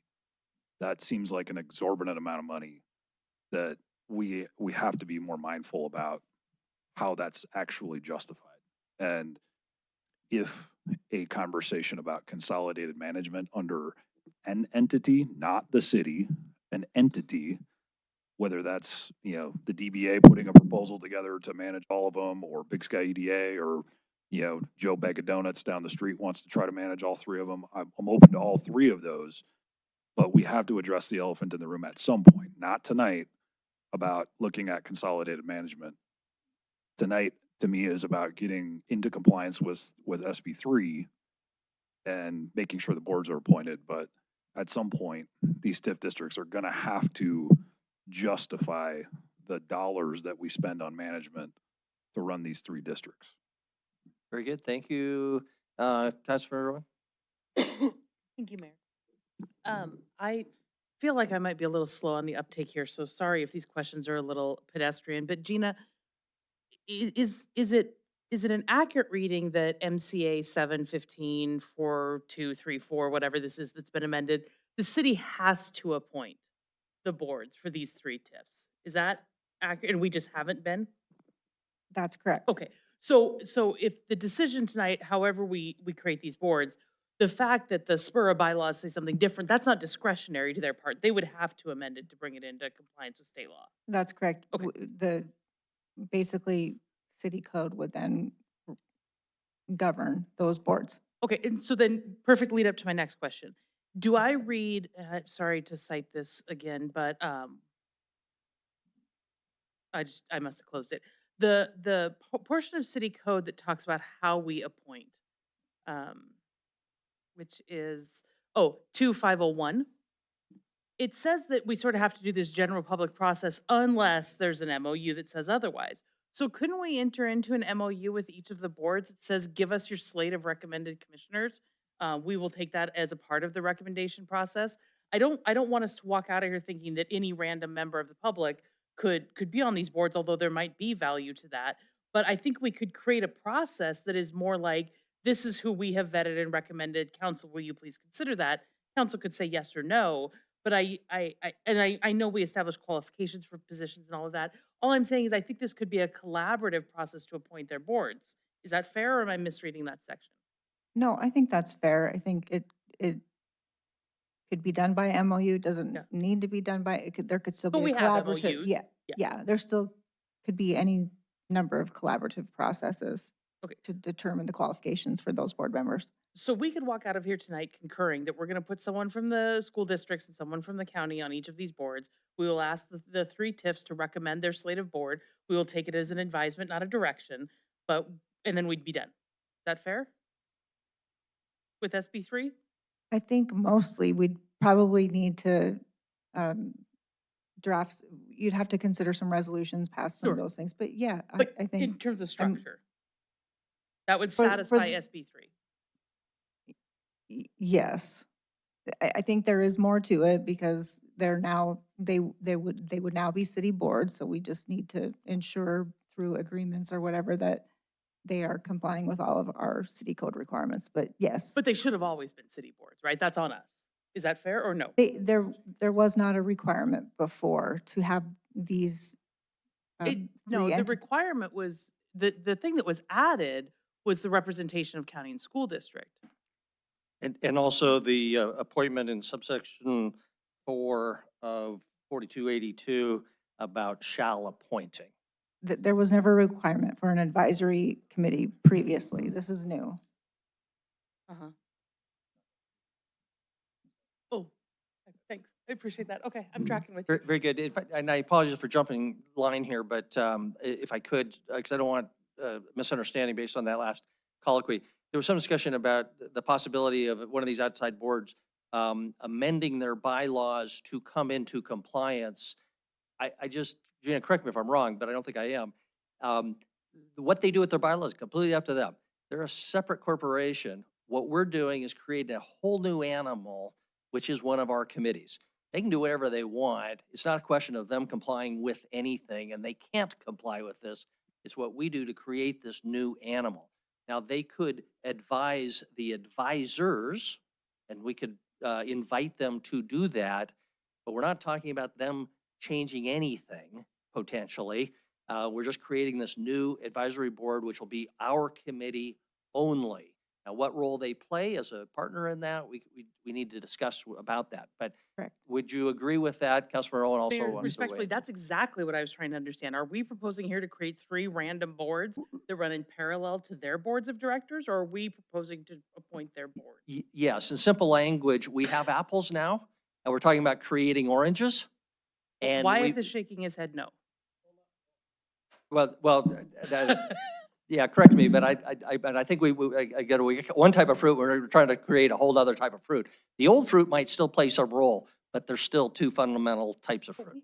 Yeah, I but guess. why do you want I'm to not- disagree? Or Yeah, no, I guess I'm trying to understand. So what I guess the point is here, yeah, you're right, that the Sabura entity could continue to exist. Yeah. It would no longer be advising you the way this is structured on urban renewal applications and that process in the same way. They could show up at this new advisory board and say, hey, yeah, we think this is a good application. That would be fine. That would be their deal, like you said. But this new advisory board would be functioning as making the recommendations On the to you tax dollars. on the TIF, right, on the urban renewal district. Same as if there was like, for example, the Billings Urban Renewal District, they have a property owner entity, which is actually tied in with their 501c3 that they have now. That could continue to exist. But the board that makes recommendations to you right now wouldn't be doing that anymore. This advisory board would be. So I guess that's why I'm trying to make sure I'm understanding I it. appreciate There the was no precision. disagreement in anything. Yeah, I hope our recommendation isn't that we're gonna have 6 boards running around here, because that to me seems crazy. So Wyatt, have you had conversations with, and I'm sure they will share their perspective too, about let us just directly appoint your boards with your recommendations? We've had discussions, I mean, part of that scenario where that the entities continue to exist, but they're now basically working with your advisory board to carry out the duties is, I guess, what we've talked about. Because the board, it would have to be that you would say, here's this new advisory board. Okay, we don't want staff to support that. We don't want a city staff liaison to act in the way that you do for all of the other boards you have. We want this entity out there to do that role. And so we're going to put an MOU together, change the MOU that we have now that says you will run this board that we've appointed in this manner to meet these requirements and make recommendations to us. I think candidly, Councilmember Owen, that's up to them, whether there ends up being 6 boards or whatnot. We can't control their 501c3s or whatnot, but the state has said you shall appoint the board that's going to recommend to you how to spend TIF money. The lens I'm looking through. And just to clarify, but what I'm hearing is that we have to create our 3 new boards, our 3 new apples or oranges, whatever it is. But the old fruit can still stick around in playing some role as administrators, whatever role our MOU assigned to those existing entities would be the role they would then play. They could just be advisory to the advisors. They could be administrators to the committees, but that would be up to our MOUs. So staff, this was your recommendation. I just want to make sure again that we're all on the same page. And you could say that's 6 entities, and unless they went away, yeah, there would be 6 entities out there. But the key are our 3. I And guess I would put myself for until we hear from our TIF friends, and I'm sure we will, I would put myself in the category of let's make every effort to come to reconciliation that we just appoint their boards, or some version of their boards, recognizing that the DBP is a more complex entity. I certainly think the idea of having a board and then other shadow boards strikes me as very weird. So I don't know where the conversations have been. Obviously, this is coming to us for the first time tonight, but I would put myself in the category of let's just find a way to come to common ground here. Have council appoint the boards, have them be given the opportunity to make recommendations, strong recommendations on who those board members are. And then I do think we have to have conversations about how they plan together, how they cooperate together, how we train and support them to be effective boards. All of those things are important. But for tonight, I would hope that we would be engaging with them as partners in a conversation about how we directly appoint their boards. thank you, Councilor Ripsis. Thank you, Mayor. Just kind of continuing down that train of thought. In fact, the bid board works that way, right? The bid has their own bylaws that says this is how we're going to operate, and the city appoints our board. Is that understanding incorrect? That's correct, Councilmember Rupsis, and Gina can chime in. That board is also has a larger statutory direction and language. And so that's kind of what I want to get into now, because our code 2500 says there are 3 different types of boards. One is a board that's established by ordinance, by city council ordinance. That's a permanent advisory board, very specific language, permanent advisory board. One is a council committee, essentially an ad hoc committee that we establish through resolution. Those are our budget committees, local legislative affairs committees, those types of things. And the third is a statutorily defined by state or federal code board. To me, this fits more as a statutory board, not a city ordinance board. That being said, some of the ones that, like the bid board, are more established in historically in state code, have a lot more language around them about how they're going to be appointed, terms, and those types of things. So it might be possibly considered a bit more of a hybrid. But to me, this is the state saying this: you will have this aboard, and it has to be appointed by you. So we should treat it as a statutory board.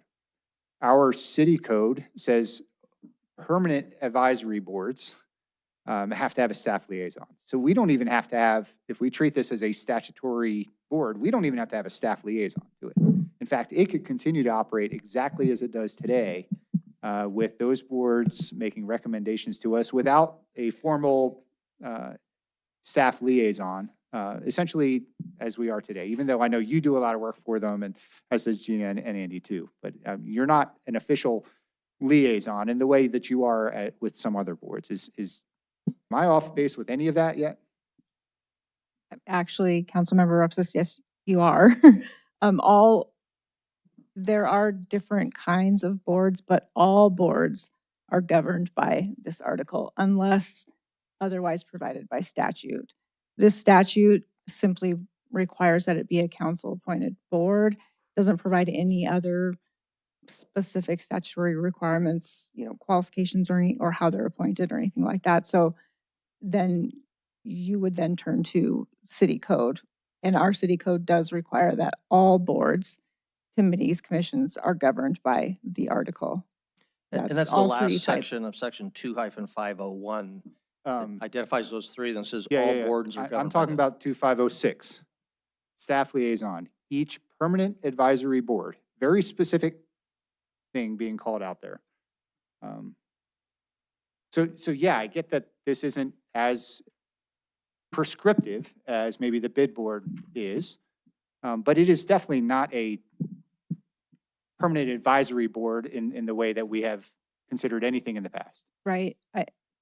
You're not wrong about that. While 2-506 doesn't necessarily require a staff liaison for the ad hoc or statutory boards, as a practical matter, there's always a staff liaison.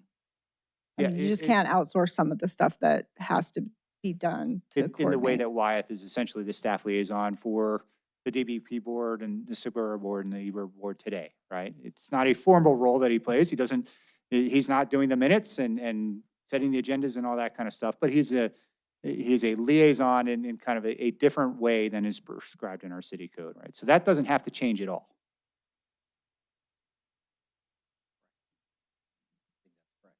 Okay. So really, all we have to do, so yes, I would count me in the camp of we should encourage our TIF district boards or to reconsider their bylaws and approach something more similar as to what the bid board is. And to have those boards appointed by city council and to comply with all city regulations as much as possible, or as much as required. Okay, Councilmember Gillick? I think my questions are being answered as we have the discussion. Councilmember Rogers? Ditto. Okay, Councilmember Tidswell? Okay, Councilmember Yeah, Boyette? I like the idea of having 3 boards, not 6 or 8 or 10. If we had 3 TIF boards and the people that are currently on them could apply, why wouldn't we accept them for the board to start with? Unless there's too many, and then you might have to get some of them, so because you have to add 3 more. But why don't we try to keep this simple? Keep it the basics, have 3 boards and worry about who's going to run them later. But for tonight, I like if Councilman Aspenleiter was going to do that, but let's have 3 boards, have the people apply.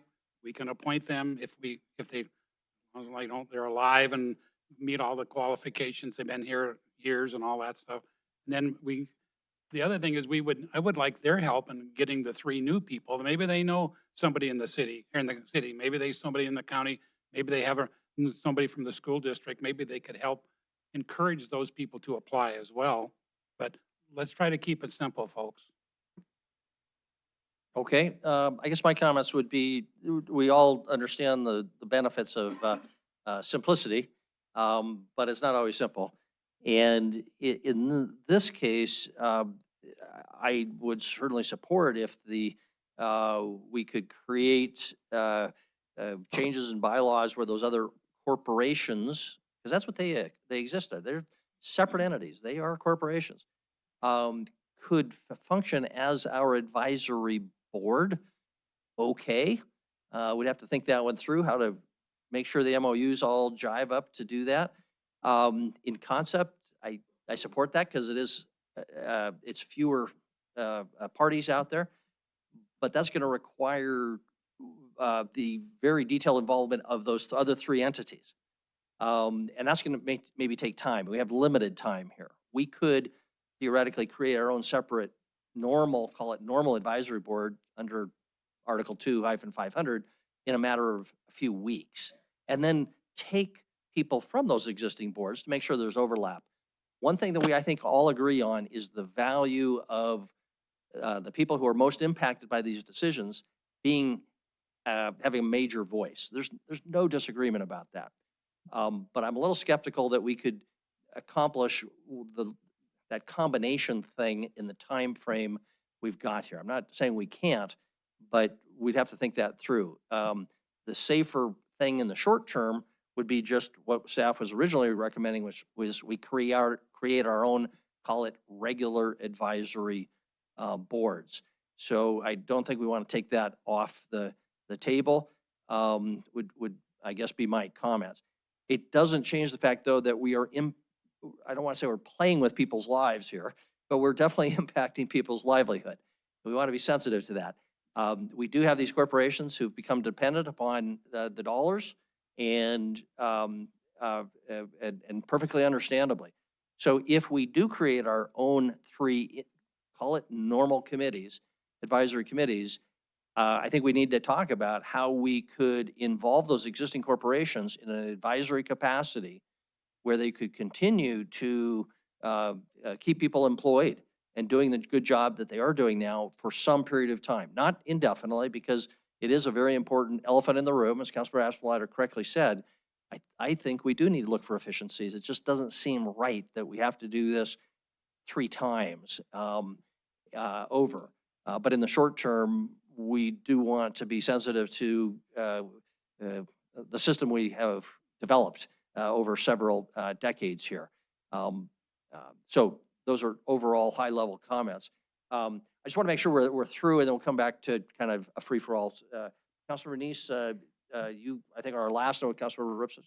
Yeah, thank you, Mayor. A lot of good comments around here, and the presentation's not up here, but I guess one of the things I agree with is, we need to work on the SB 3 change is what's required. And I agree with Councilmember Aspenleiter that as far as the management of it, I want to continue that discussion, but not tonight. I think there's lots of things that we need to do that we have addressed as prior council to ask the TIFs to do, and they haven't done it. They've done it for a while, then they kind of not done it. So I think we need to make sure that we are more involved in that, but not tonight. So getting back to SB 3, I think the idea of having the city appointing 3 different boards is just not feasible. I think in the time constraint we have, I think, Wyeth, you put it up there, I wish your presentation was here. You said you looked at considering having 1 board. When I look at this and when I started looking closer at this, I don't see any difference between this board that we have to create and the zoning commission. You have organizations from all over the city, different business organizations, different builders, coming up with their ideas of what they want to build, and they bring it to the zoning commission.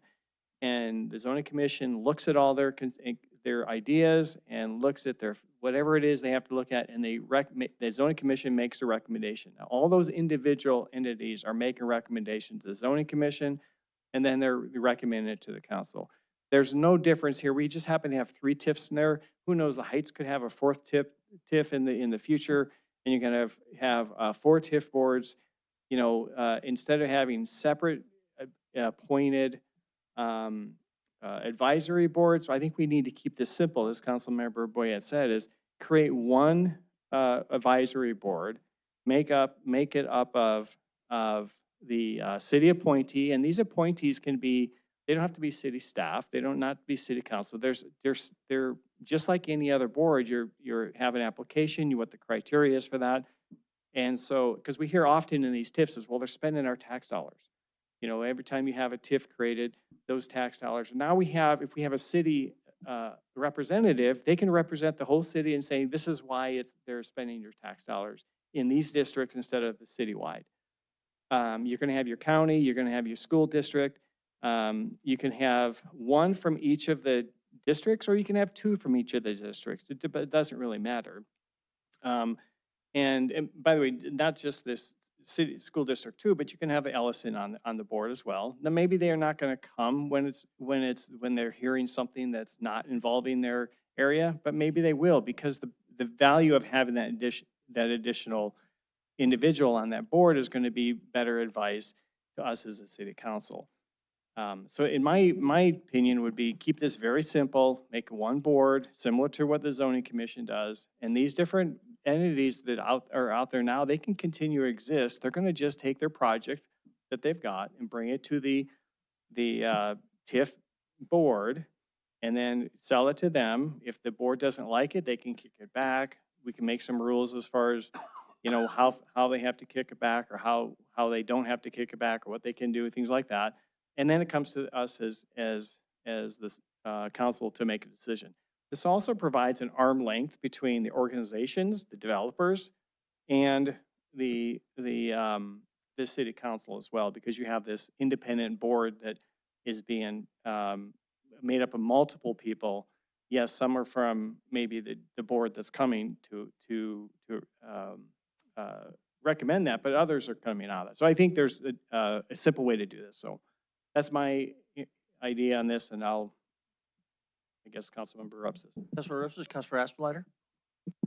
Thank you, Mayor. And actually, that was pretty much what I wanted to go into on your thought of, you know, how do we comply quickly? Because I was talking a lot about the one board kind of thing. And in fact, state code doesn't actually say this one board has to be the one to approve or recommend the actual TIF applications. But I think the way Councilmember Neese presented it, I think the zoning commission is a good parallel. To me, there are several other benefits to that. County and school districts don't have to appoint 3 different or 3 representatives, or 1 representative to 3 different boards. It would just be a single board. And the big one to me is that this board could actually do things like what we're talking about, is look at operational efficiencies across the 3 districts and make recommendations to us as a council, because that's really all the state statute said it has to do, is to advise council about the administration of the districts. So I think that kind of concept was disappointing that we didn't get into more, I think, on the staff presentation. I think there's a lot of value to that. Then we don't even have to touch what the DBP and the eBird and the SPURA are doing. We don't have to worry about that. They can continue to do what they're doing. We can appoint our board, and it could be, I think the zoning commission is a good parallel.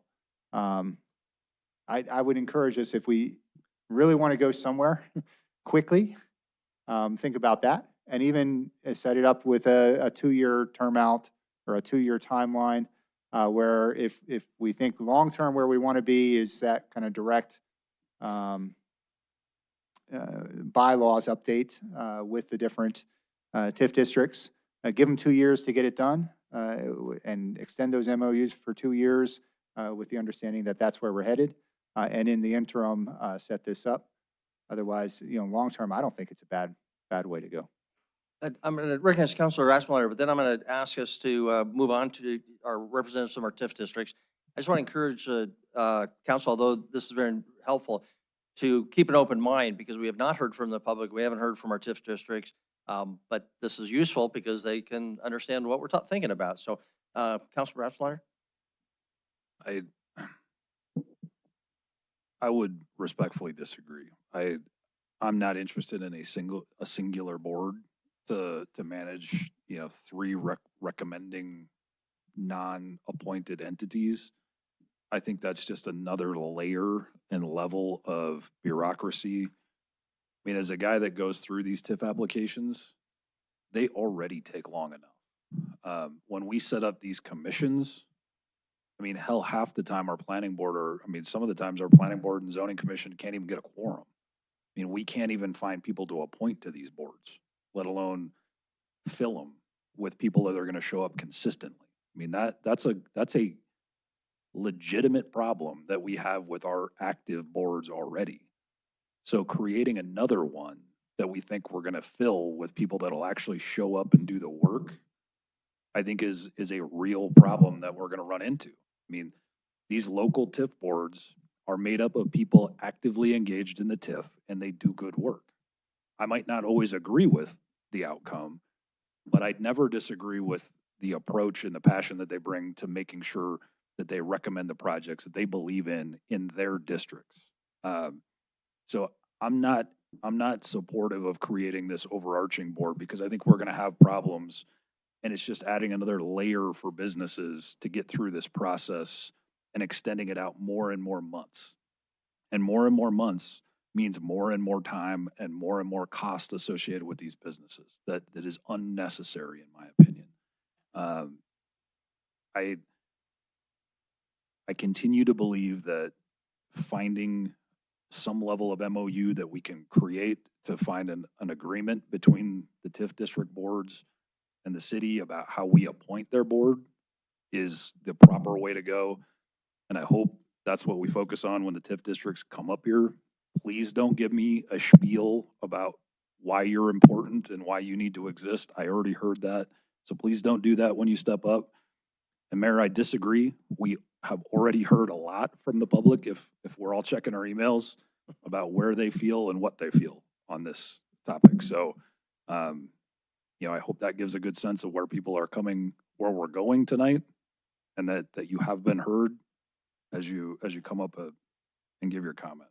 Very good. Thank you. Fair point. We have got a lot of emails. We know the value of TIF districts and of local representation and involvement there. So don't feel like you have to repeat that. Wyeth, how do you want to handle? We've got our three groups. In a perfect world, they'd be sitting at the table here. We just have a conversation. Yeah. But and I'm not sure that's possible. Well, no, What were you envisioning? I had talked to each of them about coming up one at a time, and they have presentations. Not sure those are going to be as relevant as they were a few minutes ago, but they have presentations and information to share. So I just said, I'm going to have each one come up, speak, talk to you, sit here, use the laptop if they needed to, and that was the plan. Okay, come sit here. Yep. And so we don't want to, if that's what was suggested, that's what we'll allow. But I think people understand the tone. We don't need to have the reminder of how valuable the organization is. We don't need to see all the numbers of how much they spend, blah, blah, blah, blah, blah. Immediate focus is how do we comply with Senate Bill 3 so the night doesn't get too long. So with that, I don't know if you had an order. So whoever wants to start, it'd be also helpful to have a little bit of a limitation on time. Just because it's 7:30, we're going to not have a break, council. We'll just keep going here. Realistically, since we've got three of these, if each one took 10 minutes, that would be half an hour, which would be more than enough. Probably a bit too much. So we want to, Katie, think about how much time you can commit to. Councilmember Owen? Is it not possible to just get the three directors up here and have a conversation with them? If there's room, there's physical room. We can scooch, we can pull some chairs over there. Yeah, I think that's better. We don't have the transition time and. But I think, and we might need. there's at no least question about 5 or order, so.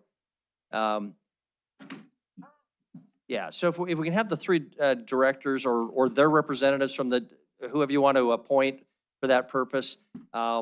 And we recognize that even the directors may need to refer to some of their board members at some point too. And once we all get seated, I'll ask you just to introduce yourself, and then we will, why don't we go with alphabetical order? So D for downtown, E for eBird, S for Suburra. So that's what we'll use. And I don't know if people actually have something they want to put up on the screen, fine. But I guess I question the need for a big PowerPoint presentation, right? I mean, you understand the discussion. So, but if you would, just introduce yourselves, and then we'll come back to downtown. So please go ahead, Katie. Katie Schreiner, CEO for Downtown Billings. I'm Dick Zier. I'm the consultant to the South Billings Urban Renewal Association.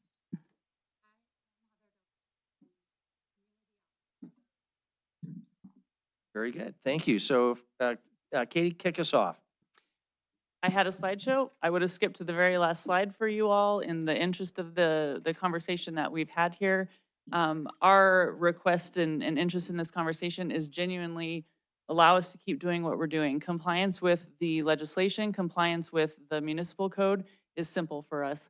Allow us to continue doing what we're doing. Allow us to present our board as your mayor and council appointed advisory board.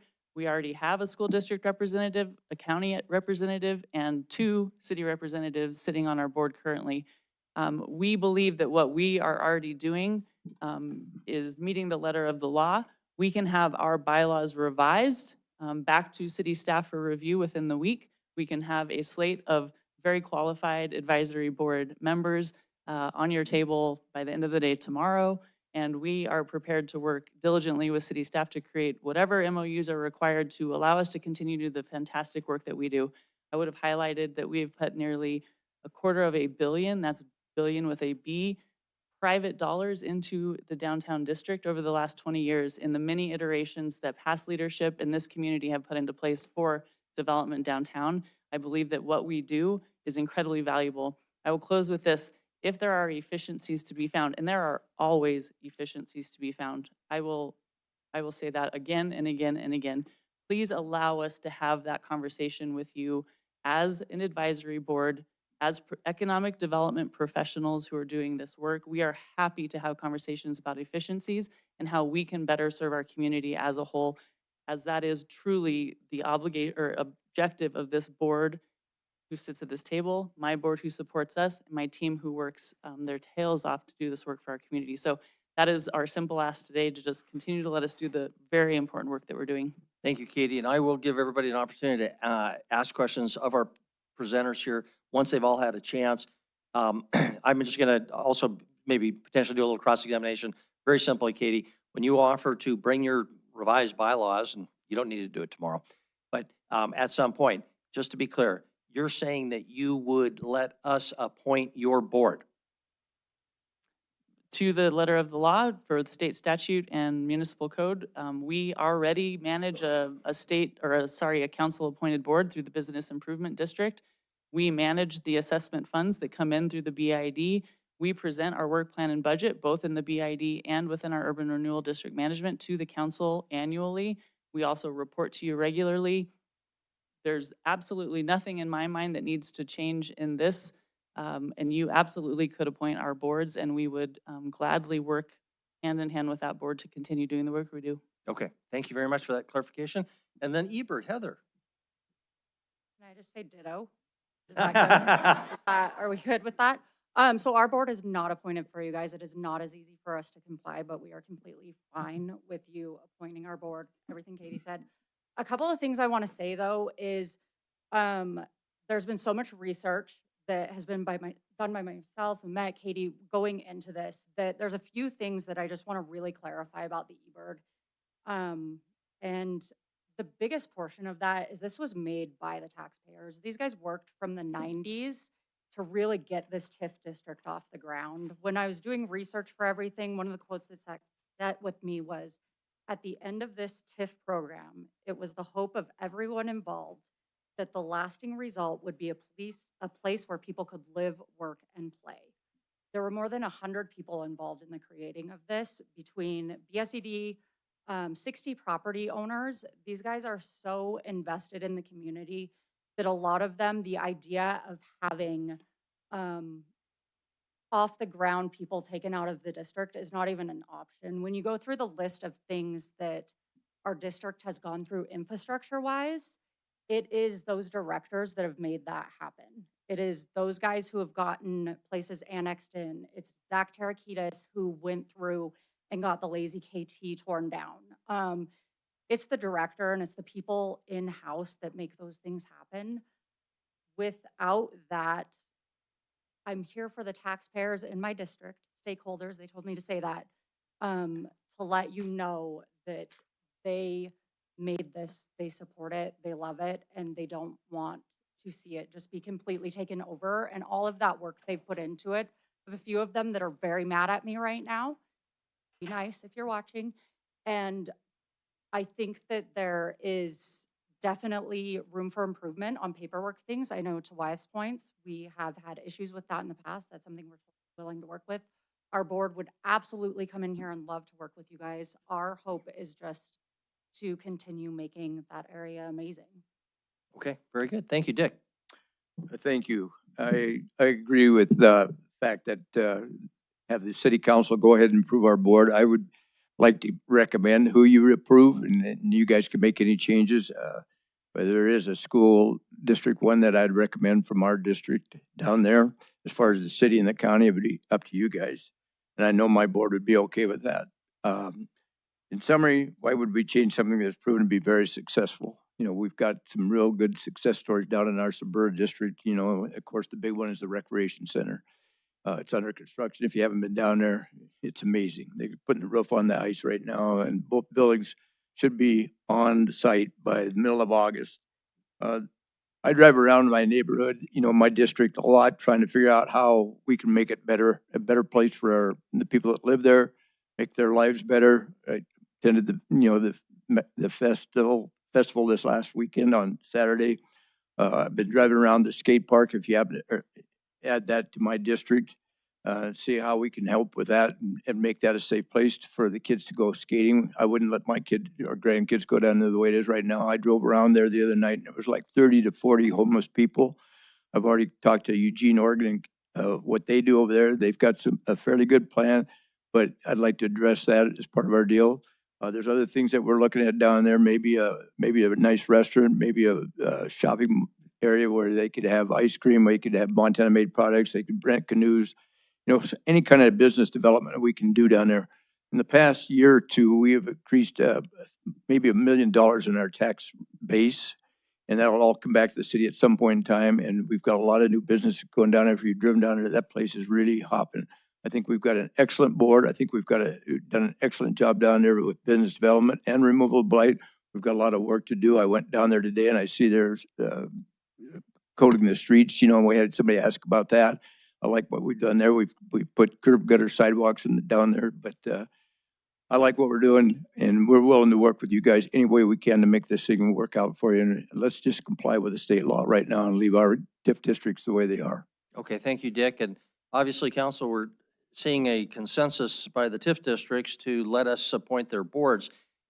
In concept, there's agreement, but the devil is always in the details, and the way those would have to be worked out is putting them all together. And I'm assuming, putting words in your mouth, you would be happy to work as a group together with some people from the city to try to work out those details.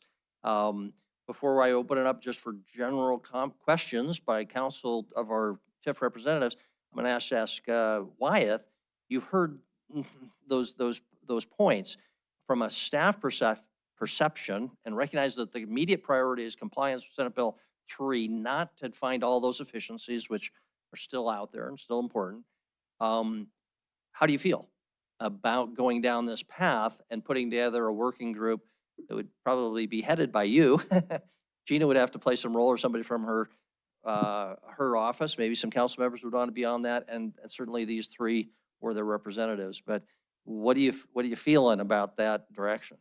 So Mayor and council and all, I think, a lot of things to figure out. That's all, I guess what I would say. If it's possible and it can be done, and I think Gina, yeah, would be, if not leading it, practically leading it here to help with some of this, the mechanics.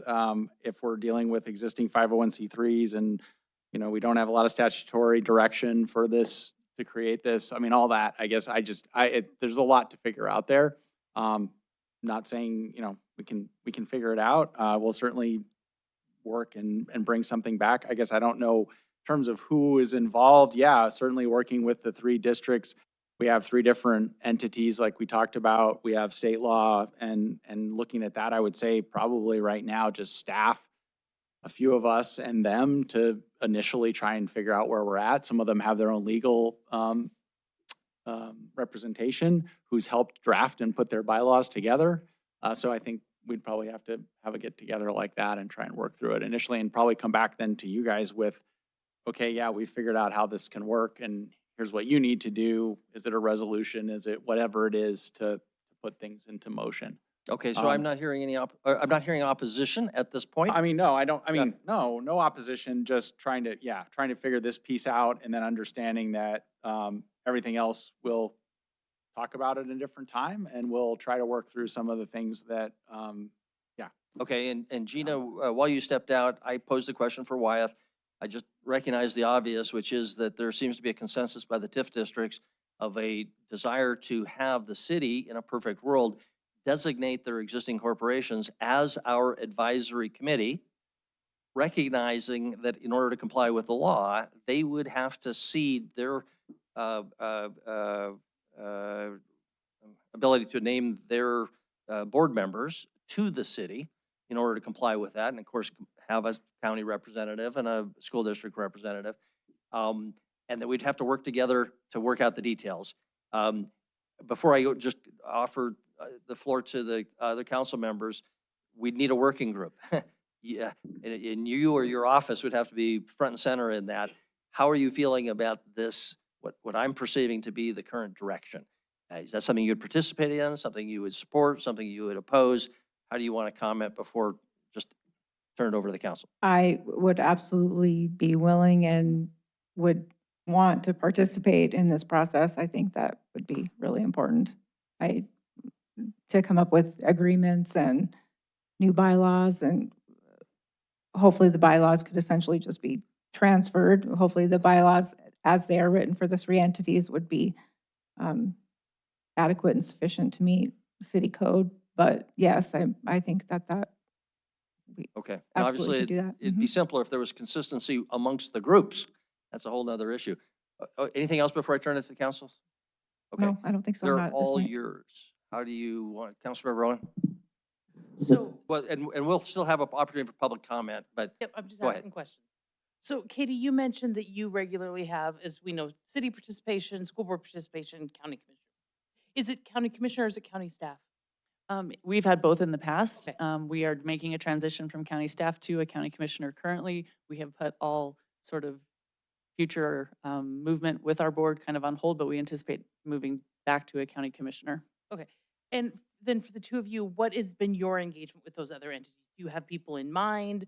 Do you have ongoing relationships or conversations? Like, how do you see those getting filled for each of your districts? Not actually have a school in our district. The question had come up when we first started looking at this. But sorry, it's the school Use- district, not the school itself. It's the school district. School district, right. But if it would be possible also just as other consideration to add in Janice King from Head Start, since that is the only one we have in there. But yes, we have. yeah, just the statute just applies to school districts, so as opposed to schools. What about you? We have an opening right now, and we've held up on it till we knew what was going to happen here. But normally we advertise it in Yellowstone County News, and we put it on our webpage, ask for people to apply and give them a certain time to apply, and then the board selects, and we interview them, and then select it. From the county or from the school district? Oh, no, I'm talking about what we did prior to this. No, I'm asking you. I do would you like have to see the, members or school I district don't have members attend anybody your from the meeting? county or the city that I would recommend, but I would recommend that from the school district, maybe the principal from Newman School. And then Mayor, if I could just follow up, Gina, it strikes me as a little weird, although not impossible, but it would be weird for us to be appointing elected officials from the other taxing jurisdictions. Are you conceptualizing this of staff or elected officials, or predominantly staff from those two taxing? You know, I've thought about that, and, well, first of all, our city code does not allow you to appoint city staff as a board member. The mayor But can appoint us, yes, I but for think the mayor that, to require a commissioner to show up to a meeting is something altogether different. yes, I agree. I think that they would have to be in agreement with that. So I think we would just ask the county for them to nominate somebody, to recommend somebody So to you. staff or elected official from both of those other ends. I don't think yes, it could be yes. staff or elected officials because those are paid. Board members cannot accept any kind of compensation. Our charter and the BEAM says is they can't be in fact, I think the state law says that too. They cannot be compensated For their board service. for the board service. Which of you are paying your board members? Right, you're not. But if you appoint a staff, then unless they're going to volunteer, but if you're appointing a staff, then they're going to clock in and, charge the county. They're going to. I don't think I agree with that interpretation. But if you're talking about city council members, there's a specific statute addressing elected officials that prohibits that from no elected city office. Okay, so appointment, section 501.2, members of advisory boards, commissions, committees shall be appointed by the mayor with the consent of the city council unless otherwise provided by federal or state law or interlocal agreement. Subparagraph 2, members of boards, commissions, or committees shall hold no elected city office unless required by federal or state law or interlocal agreement. So just, yeah, we would be prohibited. Yeah, I'm not worried about, Oh, okay. I'm talking about the county, I think you're talking about county staff or school district staff. Yeah, I think if they're going to log in and say, listen, I've been if they're going to apply for this and then say, well, I'm representing the school district as a staff, I'm staff there, I'm going to start putting my hours in, and then the school district pays them to serve on that board, then I think that's a problem. I think we're getting so deep into the weeds that this doesn't even make any sense right now. This is, to me, simply, there is a county position. We tell the county, hey, you have a seat on this board, appoint somebody to represent your organization. The same with the school district. I mean, But they can appoint, they can recommend. And I yeah. just want to make sure that we're talking about either staff or elected officials. I mean, we're making this so complicated, it's ridiculous. So I just had a simple question. No, I'm not talking about your comment, but this is getting way overcomplicated at this point. So let's keep it moving. Good point. We've got a bigger issue, but were you done, Councilmember Run? I am done. Okay, all right. Other questions for our representatives from the 3 TIF districts before we open up for public comment? Councilmember Neese? Yeah, I just have a question for that's okay. Sure. So Gina, I guess I just need some explanation on this because each of these entities are separate legal entities. And what you've mentioned is that we can enter into MOU, which doesn't really talk about that in the state law unless I'm missing it somewhere, at least in the statute we're looking at, that they can then become their boards of their legal entity, and they can then be kind of substituted as the advisory board, the city advisory board. And so because these legal entities are separate. They cannot controlled by the city. And so they could agree to their bylaw change today, and 2 weeks from now, they can change their bylaws differently, and the city would never know about it. But yet they would still be acting on behalf of the city. So it really is, can you explain to me how these separate legal entities can actually see their board appointments over to a completely different government entity? I don't think that is the way that I am looking at it. So these will be city-appointed boards. This body will create a board for each Urban Renewal District. That will then be your advisory board under your supervision, under city code requires that city council directs, supervise, and oversees the activities of any board, Okay. commission, or committee. Okay, so I think I see- that body will then have to adopt its own bylaws. It will be a completely city-controlled board. Now, the management of that, I think, is what we're discussing about how to keep the entities still involved without a staff, with or without a staff liaison, who's going to manage and who's going to run the day-to-day operations, that kind of thing. So, That's so you're, another so you're issue. saying that the entity board is going to be separate than the city board? If that entity board still exists, yes, I guess maybe I'm not, that Tina, would, I'm confused now because I was hearing, because I just heard you say we create new entities. But I was I didn't mean hearing, entities, I meant an advisory board. The city will be then creating the advisory board for the TIF districts. okay, we give it we call it a new board, advisory board, but we designate the existing corporation as the advisory board, is what I was hearing them propose and what we were seeming to agree on. If that's what's been proposed, I would say that you can't do that. This has to be a city advisory board. That is what's required by Senate Bill 3. The people, the individuals can then apply to be, And well, to turn it back to our TIF representatives, that's not what you were saying, or at least that's what I was hearing you say. Katie? My understanding is that the city would appoint an advisory board that then would work via an MOU with the city to work with the staff of the Downtown Billings Partnership. We're not keeping our Downtown Billings Partnership Board in place to continue accepting TIF applications and then presenting them to this unnamed advisory board, which would then present them to the city council. Our expectation and hope would be that the DBP staff and the rest of our organization that works together would continue to work with this advisory board as we work with our board right now. We treat our board right now as an advisory board to city council, because city council ultimately makes all decisions for urban renewal and tax increment financing, along with our work plans and budgets, are all approved by the city council. So the only difference that we see in this, and again, I know that there's a lot of details to work out, is that our current advisory board would become a city-appointed advisory board. We aren't having a second board on top of that, but that the MOU that we're also speaking of would direct that advisory board to work with the staff of the DBP to enact the work of the urban renewal district. So you'd act as a contractor to the Correct. advisory board. Which is what we are right now. Okay, so your entity would continue, and we would contract, because we're talking about giving you a lot of money, and you're promising to give us a lot of services. So that advisory board, or the city on behalf of the advisory board, would contract with your existing entity to provide those services. Is that correct?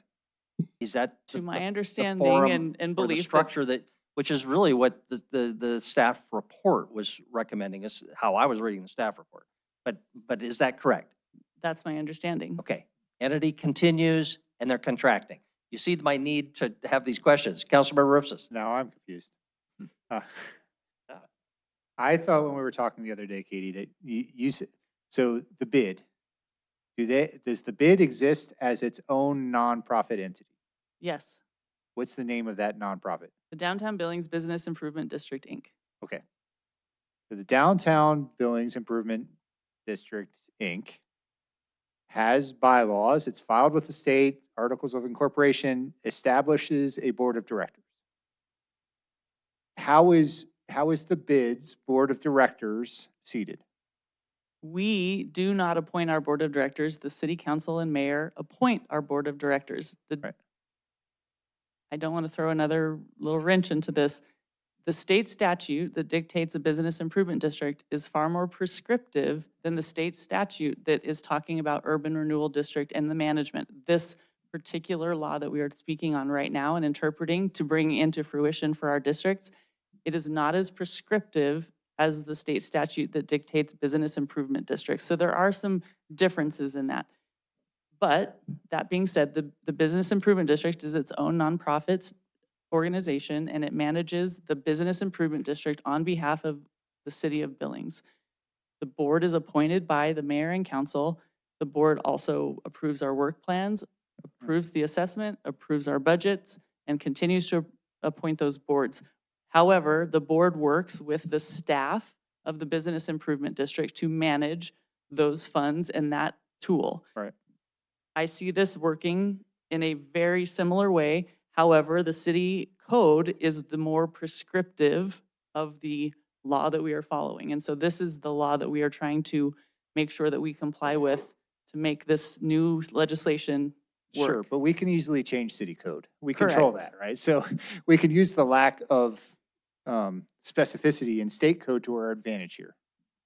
We could say that we want these boards to work just like the bid board does today, right? And you could update your bylaws, and then that's what you were saying you could do this week. And I believe that the revision of our bylaws would just state that we will comply with Billings Municipal Code and the state statute that exists to manage urban renewal districts. That is the change of our bylaws. So it's not that then the next week we would change our bylaws and all of a sudden be able to do what we want with it.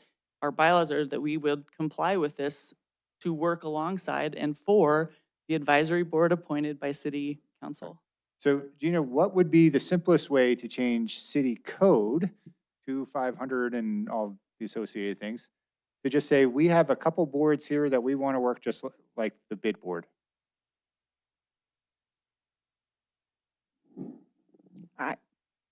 Councilmember Reps, I'm not prepared to answer that question right now. But that- I would need to examine the There bid wouldn't have to be board too many stuff. changes, right? Because our code says we can, unless otherwise prescribed, we can, this is how boards will operate. So it could be a relatively simple approach to say, we're going to appoint our TIF boards in a similar manner to how we appoint business improvement district boards, while complying with. Possibly. I guess I need to look at the business improvement Yeah. district section because that's a completely different, It is, but and so but it that, is more prescriptive, and so I guess gives us a better framework to move forward, hopefully quickly with, because it might be easier for Katie and then the other two TIF districts to adopt that same type of approach with their boards, given that we already have the model. So I just want to try to explain where we're at, because anybody listening should be confused at this point. And there's two critical numbers, 3 or 6. What I was understanding, let me back up. We started out with the problem of 6. 3 existing and 3 new. That's a lot of cooks in the kitchen, right? And so we then heard, or at least I heard, that the 3 of you said, no, we don't need 6. We can just have 3. We will let you being let us, appoint your board. We designate your existing board as our advisory boards. We got 3. But in this recent colloquy, we went back to 6. No. Well, I understand that you don't want to go there, but Katie, you're still saying you're not going to abolish your district, right? So we're still in 3? Okay, okay. We have no desire, and I think I can speak for my counterparts, no desire to have 6 boards. We want to have one singular board for each district that is appointed by the bid model. council. And I understand the joy of the bid model, but Gina, you think you can work in a group to try to have the 3? That's the direction we want to go in. You're nodding your head, so okay. Just want to make sure we're on the same page here. I think we're on the same page. Okay, all right. The problem I had was that when I said, are you contracting with the separate entity? And you agreed with that. Well, if you're contracting, there's two entities, We are not the one. entity. But you don't We, contract with yourself. no, I'm speaking on behalf of my entity that we would contract with you. We, the Downtown Billings Partnership staff, will contract with the city of Billings through an MOU, as we have been doing for decades, to continue the work that we do. The only difference is that now we will work with a board that has been appointed by the council.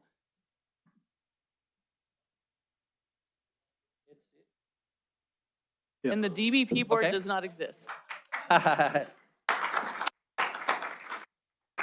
Everybody else seems to think so. Councilmember White? Well, I was just briefly talking with the city administrator here. The county appoints the entire EDA side of the Big Sky Economic Development Board, and it is its own 501c3. It operates, it hires staff, it governs. We already approved their budgets anyhow. I'm not understanding the need to draw a distinction here. They will have a corporate entity. That corporate entity's board will be appointed by us. And I think there are models. The bid is one, the EDA is another, where government entities appoint the body, appoint the governing board or the advisory board or whatever we want to call it of the incorporated entity. Am I misunderstanding something? No, as long as we're in agreement that that's what we're talking about, then we need to start a group and move on, right? I mean, I think that's where we're going at. Councilor Kennedy? I think you're making it too complicated because with Pasita's board, we did what we did. And we gave the notification to the city and said, you have an opportunity to have someone representation on the board. We told the school district the same. If they show up, they show up. If they don't, they don't. The whole intent of this legislation was to make sure that an entity that the tax money was coming from would have representation on the board. And really, all we're doing is each of these have a board.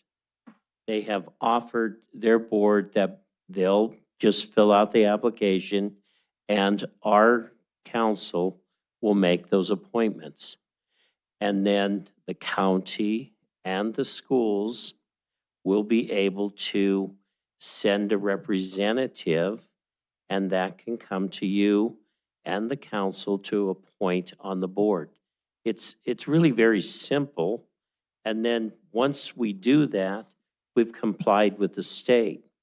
Now, if you want to get into the inner workings of each of the boards and all of that, then we're really getting in the weeds, and I really don't want to go there. So I think It's a good segue that's to where we're open up at. for public comment, and it has been very helpful. I think we've got a long way, but we moved a long way, and I think there is a consensus, what I'm seeing, with a lot of nodding heads. So let's open for public comment. You've heard the discussion. If anybody would like to comment, please come to the podium. We just ask you to keep your comments to 3 minutes. Tell us your name and address. Is there any public comment on this point? Good evening, Council, Mayor. I'm Andrew Houlihan. I live at 545 Jackson Street on the south side. I'm also a volunteer on the South Billings board. Thank you for the spirited discussion.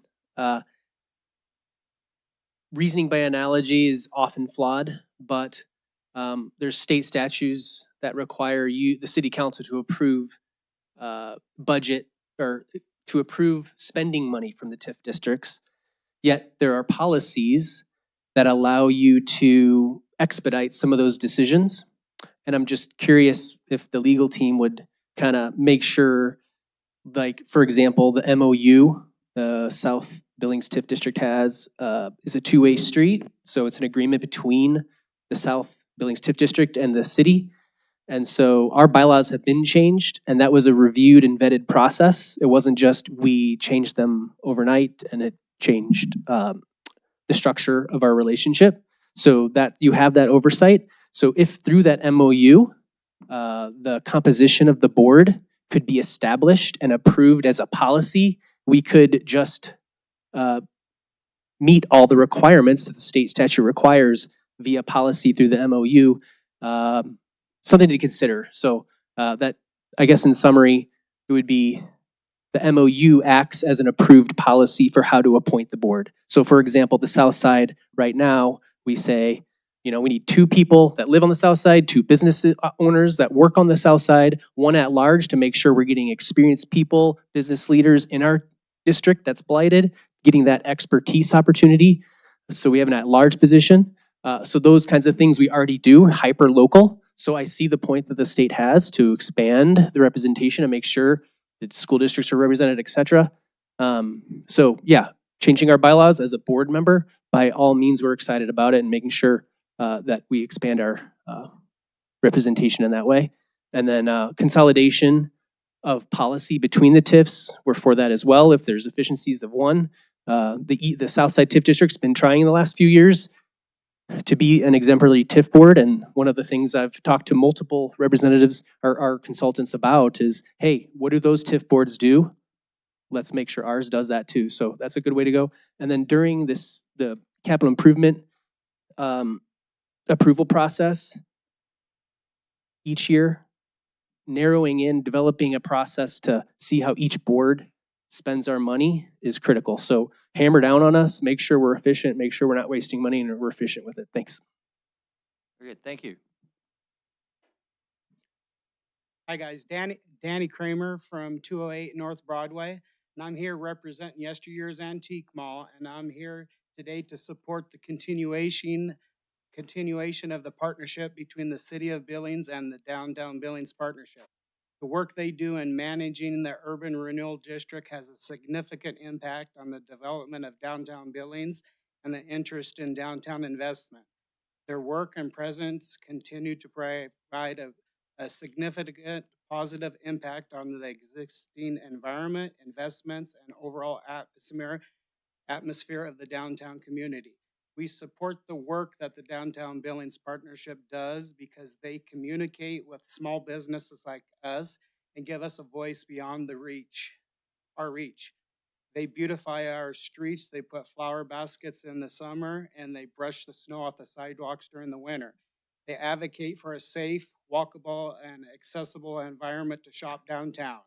They make the downtown area a desirable place to invest in and promote new growth for small businesses like us. We invested in yesteryears in 2019, and within a few years of operating, we discovered our building was being sold. We came before the city to seek the approval of TIF dollars to help the relocation of more than 50 small businesses under the care of a unique case. Without the help of Mehmet, Case, Katie, and many others working for the Downtown Billings Partnership, we may have had to have closed our doors. Instead, we are thriving downtown in a location under Sky Point that has been inactive for decades. We hope the Downtown Billings Partnership continues to help the local community and other businesses in need can receive the same opportunity that we did to continue to succeed downtown. Thank you for your consideration and care regarding continuing the economic growth and momentum that the Downtown Billings Partnership has built in our downtown Billings. Very good, thank you. Thank you. Hi, my name is Corey Lefevre Thielen. I live at 2621 Orchard Drive. My family and I own several properties in downtown Billings, including the Monty Bar and Casino, which was a recipient of TIF funds in 2022 for our facade renovation.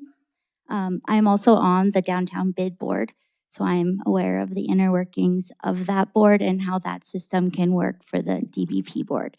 I am here in support of the continued partnership of the Downtown Billings Partnership and the City of Billings in the management of the Downtown Urban Renewal District. With the uses of the TIF funds, the development of downtown in the last few decades, led by the Downtown Billings Partnership, has significantly improved my business and the businesses of my downtown neighbors. And I personally have created a relationship with Mehmet Casey, the development director of the DVP. He is always reaching out to me, trying to match up vacancies in my buildings with potential new tenants. This personal relationship between developers, property owners, and potential new downtown tenants is not something I see continuing as successfully if the DVP is no longer involved in the TIF process. Downtown Billings' use of the TIF funds to better our city has been the most successful use of the Urban Renewal Districts program in the state, and we should not change the way that it's managed, other than the changes needed to be in compliance with SB 3. The Downtown Billings Partnership and the DBA staff are the biggest champions of downtown specifically, and not just the city as a whole. And their work has significantly improved the downtown landscape. Thank you. Thank you. Thank you, everyone, council people and mayor. I really didn't have to come up and speak, but because of the convergence that's happening, but I've been sitting here for 3 hours.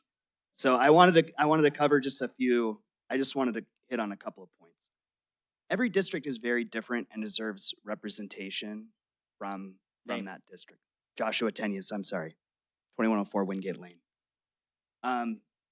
So appointing a single board to manage it, I know that's not on the table right now, but for the future, I think is a mistake because that will erase the years of accumulated knowledge and context that the boards in each district have. Second, it's critical to realize that there's a lot of work that goes into the TIF applications before they ever make it here. So if there's any notion that people fill out a form and it goes to the board and the board reviews it and says yay or nay, I think that that's a very misguided perception of how it actually works. There's a lot of work that goes into every application, and these nonprofit organizations do a lot of work on every application. And finally, managing the applications is really only a part of the TIF administration.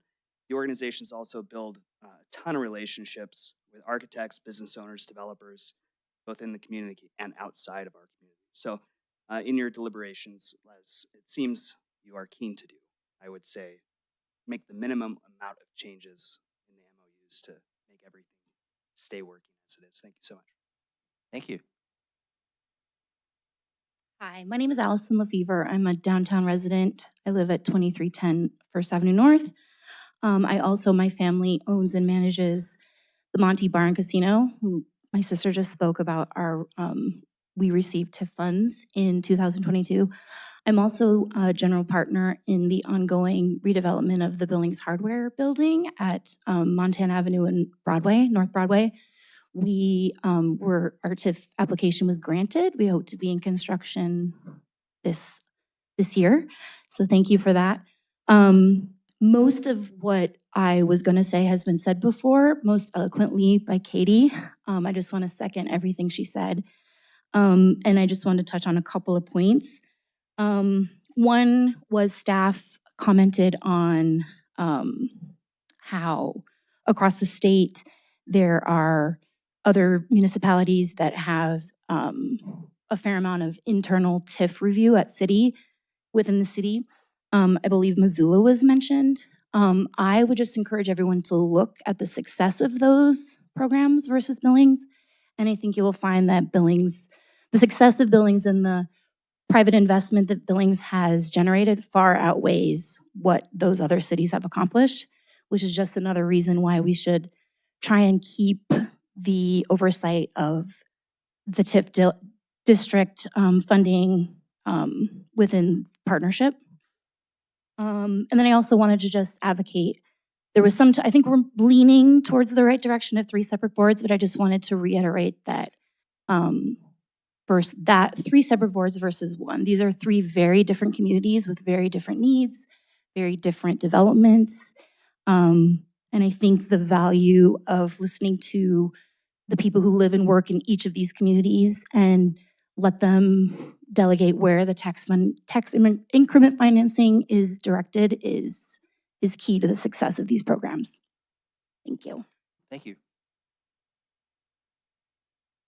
Good evening, Mayor and Council. In the interest of not creating more confusion by saying too much, I'm going to say very little, which is ditto Katie. Her opening statement was about as clear and succinct an explanation of what we'd really like to see in downtown, and I think with the other districts as well. So please take that into account. Thank you. Thank you. Good evening, Mayor and Council. My name is Lisa Harmon, 310 North 27th. 8 years ago, I retired as Executive Director of the Downtown Billings Alliance to pursue a call to ministry. I now serve as Senior Pastor of First Congregational Church, Billings First Church, one of the longest held properties by a single owner in the heart of downtown. I speak today with both institutional memory and ongoing investment in the life of this district, together here with my council members tonight as proud members of the Billings Business Improvement District. During my tenure at the DBA, I oversaw the three nonprofits, the association, the partnership, and the bid that Katie is doing so well. The three organizations that guided downtown Billings through a critical phase of redevelopment and revitalization through all the kinds of programs that you've heard about tonight. What drove our success was the public-private partnership model. What drives it still today is the unleashing of the private sector creativity under such a model. The TIF district, or the downtown North 27th Street TIF district management structure and board member matrix created by the DBP during the time of the framework plan, maybe some of you remember the framework plan, wasn't just about reinvestment or development and economics. It was about broad representation within the district on the boards with the taxing jurisdictions that Councilperson Kennedy talked about. And I think it was about trust. It was about allowing those most invested in the district, its property owners, businesses, residents, cultural partners, faith leaders, and nonprofits to shape the future and the trajectory of the downtown with city oversight, like we've been talking about. That structure didn't just leverage tax dollars, it activated hearts, minds, and the commitment of the people, and that structure still does under this particular management and model. You can see the results all around you. All fruits of a structure that is doing what it was meant to do on what I would argue a shoestring budget. And I would put this current staff up against any downtown staff in the US, and this is an award-winning downtown.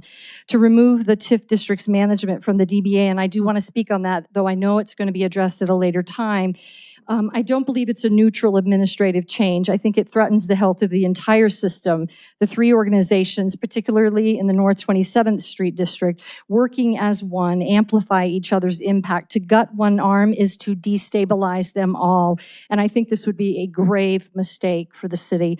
I urge you, together with my council members here tonight, in whatever decision you make, to protect the current management structures of all the unique TIF districts that we have in this city, not simply for continuity's sake or some kind of status quo. Thank you.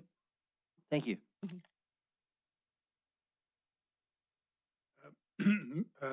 Council members and the mayor, I am John Smiley at 4111 June Drive, but I'm also the vice moderator of Billings First Church, which, as Lisa just said, Reverend Harmon just said, is in full support of the comments she just made. It's also just a block from here. So we're all in support of those comments. And then I also want to pass out copies for the council members of comments from my wife, Margaret McDonald, who can be here tonight, who's a former state representative and state senator from Billings.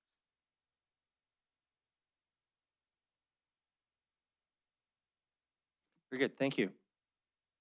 Good evening, Mayor, City Council members. I'm Brad Sperry from 13 North 23rd Street. There's been a lot said already. I am here in support of all three of these districts and their current management teams and boards, advisory boards. As a business owner that was benefit of TIF district money in 2003, quite a while ago, we have seen the impact of what that's done for the last 20 plus years, and would love to see that continue on in all three of these districts. So appreciate the solution you have all kind of gotten to this evening, and hope that is a resolution that can move forward with. Thank you very much. Good. Thank you. Good evening, Council. Good evening, Mayor. Lee Humphrey, run the Edward Jones just down the way, 213 North Broadway. Also own the building and some other properties downtown. I do appreciate the work you've done to grind through all of this. Sounds like you're coming to a good conclusion, which I support. I did want to mirror my support for each of the districts having their own representation, not being under one. The passion that is for each district, and I have watched over 20 years downtown as downtown has blossomed from half vacant to no openings on the street that I am on. I very much appreciate the work that's been done. And so just a reiteration that I really do appreciate the work that the districts do, and that keeping that representation separate and also taking the time, which it sounds like you're doing, to look into the efficiencies down the road while making sure everything stays running as it is now. Thank you. Thank you. Cool. Keep it real quick. Blake Warlick, 2511 First Avenue North. I'm a part owner of Stella's in the Clock Tower Inn, as well as the current bid chair. I just want to point out that the partnership and the bid and the DBA is super symbiotic. You take away one and the other two are kind of going to fall apart, not fall apart, but won't operate as efficiently, much like Lisa had mentioned. So I would just say it's the sum total of everything. And then the other part I would say is, as a partnership, Katie didn't tell me when I became chair that I got a seat on the other board, so I nominated myself apparently for that. But what I would say is that it's really proactive. It's not as much just saying, oh, well, people come to ideas and we sign off onto it. What Mehmet does and what Katie does, and unfortunately the other bids, the TIFs I don't know about yours specifically, but they look for solutions and they create opportunities, much like the Masonic building that just came about. I don't think that could have happened without the partnership as a whole and what Mehmet and Katie had done. They also got a $350,000 grant to help seal that deal within a week. He wrote a grant within a week of coming to it. So I think those are the things that partnership really excels at beyond the TIF. Are there inefficiencies? Probably. I can't hear the same thing 1,000 times. I'd love to fix that. But overall, I would say it's just much more beneficial to have the three so we can focus on being proactive in the areas versus just reactive and just saying, yep, you're good. Thanks. Thank you. My name's Alan Hodges. My business is at 116 North 11th Street. You might remember I am the owner and founder of Undammed Distilling Company here in Billings, which used TIF money to expand and relocate. And one of the things that I wanted to do tonight is simply to tell you thank you. And Wyeth, I hear that you did a lot of work on my TIF application, so I'm grateful. And the way that it works really does work, because business owners are trying to do all of the work that it does to take a business to the next level, and then adding too many other steps without the adequate staff like Heather and Michelle to walk me through those things, to then get it to Wyeth to help make sure that everything's the way it's supposed to be, come back with questions, help me navigate all of that. That's what makes it work. If we make it too overbroad, then we lose the passion for each particular area. And so one of the reasons that I wanted to relocate to the Bird was because in my previous life, I had started an economic development corporation in rural Nebraska. And I understand that every business that says yes to a redevelopment district helps the momentum grow and helps other businesses say yes to that same district. And so I didn't move to the Bird just to be able to access TIF financing, though that was very helpful. Again, thank you.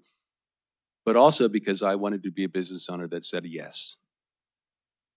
I'm investing, and my investment will help other people invest. And that's how a redevelopment district actually gains the momentum to change that area. You can't do that the same in each area as one. And so as you have future discussions about the inefficiencies, which yes, there are inefficiencies everywhere, including how I take whiskey out of barrels. I'm working on those. But those things have to be kept in mind, that the passion that the people in the district have for the district is going to be what makes it work. So thank you again. I'm grateful. And it was really fun to watch how you guys work. So thanks. Thank you. Kevin Nelson, 4235 Bruce Avenue. So if you take the total support plus the city's support, $855,352 is what it costs to administer those TIF districts. You know, I don't know the eBird, but you know, our South TIF, we have one 1-hour meeting a month for 10 months. So that's 10 hours of meetings a year for a couple $100,000. You know, I don't know if the legislature really expected you guys just to show up and sprinkle some pixie dust on this and shuffle on down the road. I don't think so. I think they gave you an opportunity to sort of fix this a little bit, probably to come more to a urban renewal agency type, to have, you know, we're gonna have an advisory group, and they're gonna, that group is gonna be appointed by you, it's gonna be controlled by you, and the applicants will come to that board and they're gonna make their presentation, and they're gonna advise you on how to proceed. You know, I've said it many times to you, maybe some of you haven't heard it, but the legislature, it isn't what they're gonna do for you, it's what they're gonna do to you. And that's what they're gonna do to you if they don't see some structured approach to this, because come next legislature, they'll just drop the hammer on you. I would venture to say that most all TIF reform legislation has come about because of the city of Billings. Guarantee you. They don't take kindly to this. And so if you want the next council to have to deal with a taller, a little more complicated process, they'll just come back and say, okay, fine, we can fix this. And we'll just come up with another set of regulations. You guys will have to address it. So I think probably one agency, one group, an urban renewal agency type, one advisory board.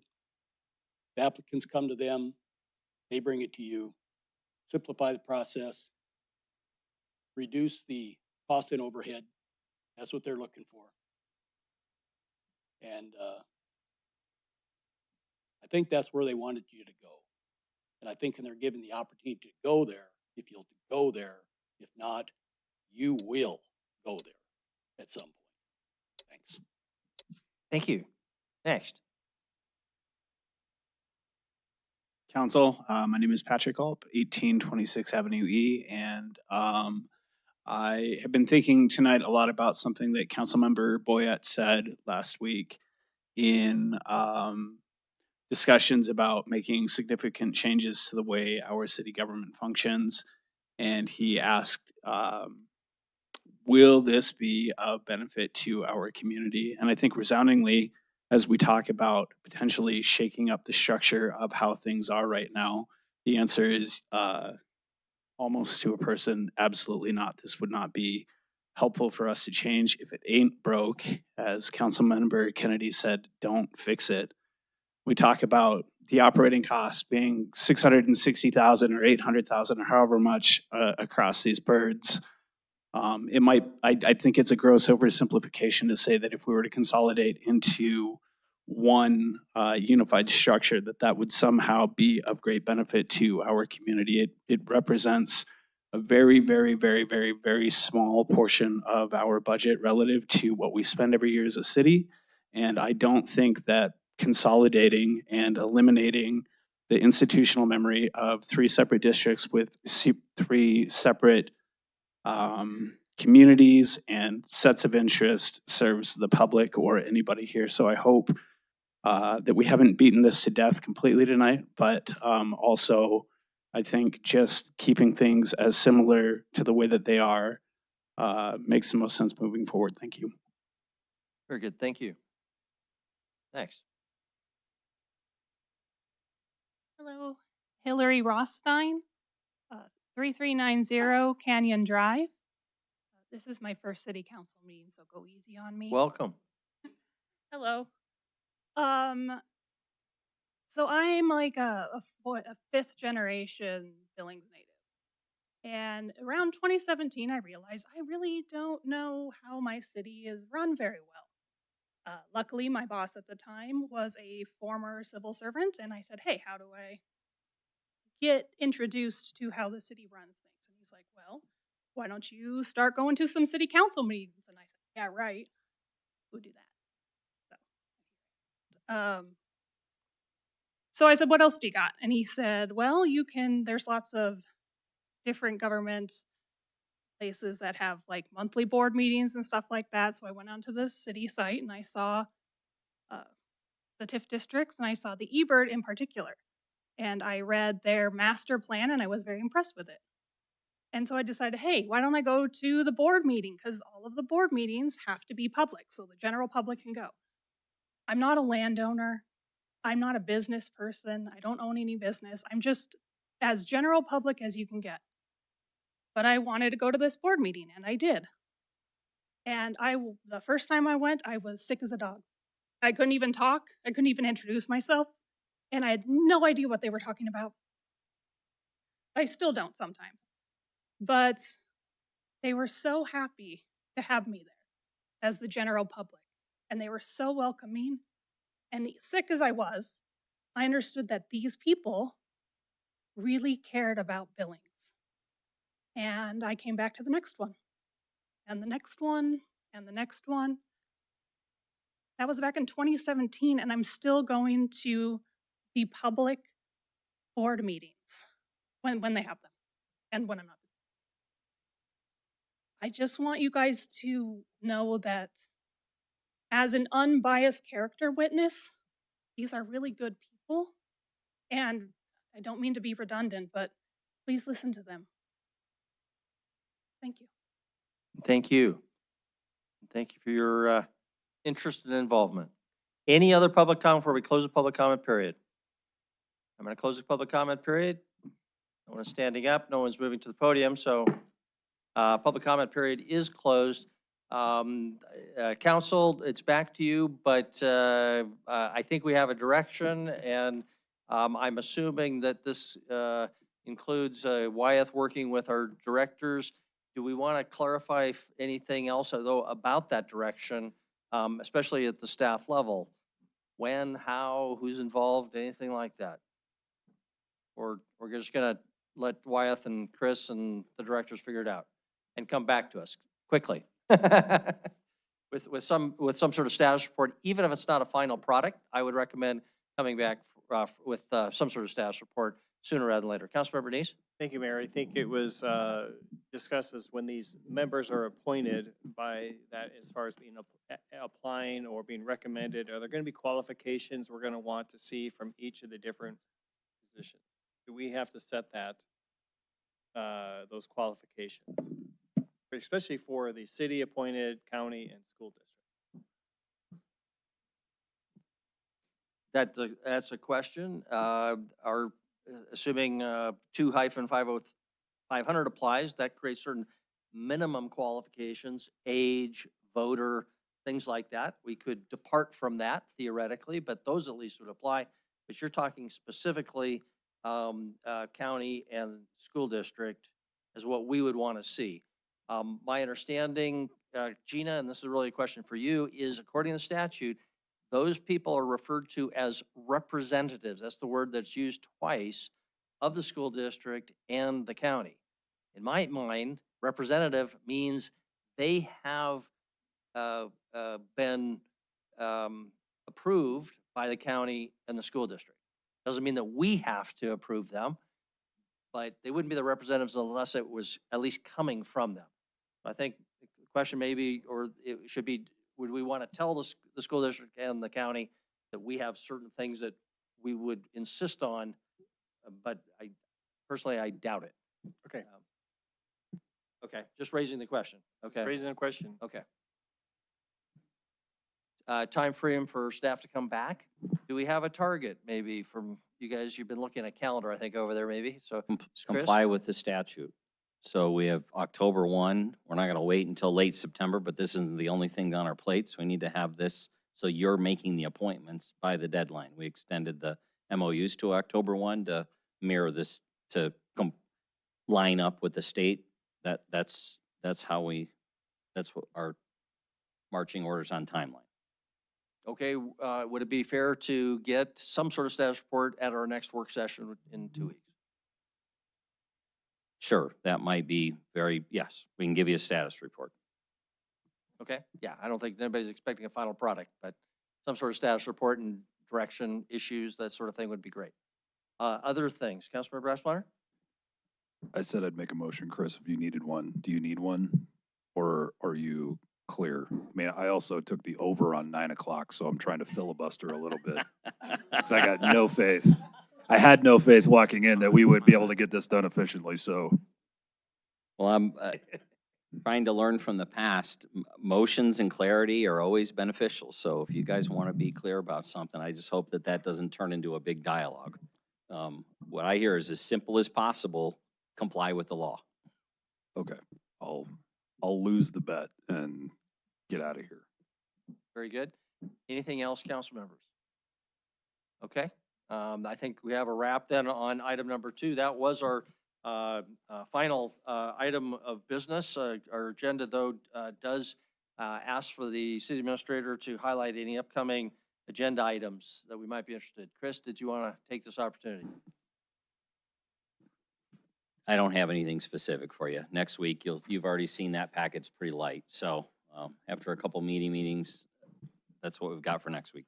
Great. Thank you. Council discussion? Any items of general council discussion? Okay, we do have on our agenda yet another final opportunity for public comment on non-agenda items. Is there any public comment on things that were not on our agenda tonight? No one is coming forward, so we'll close that public comment period.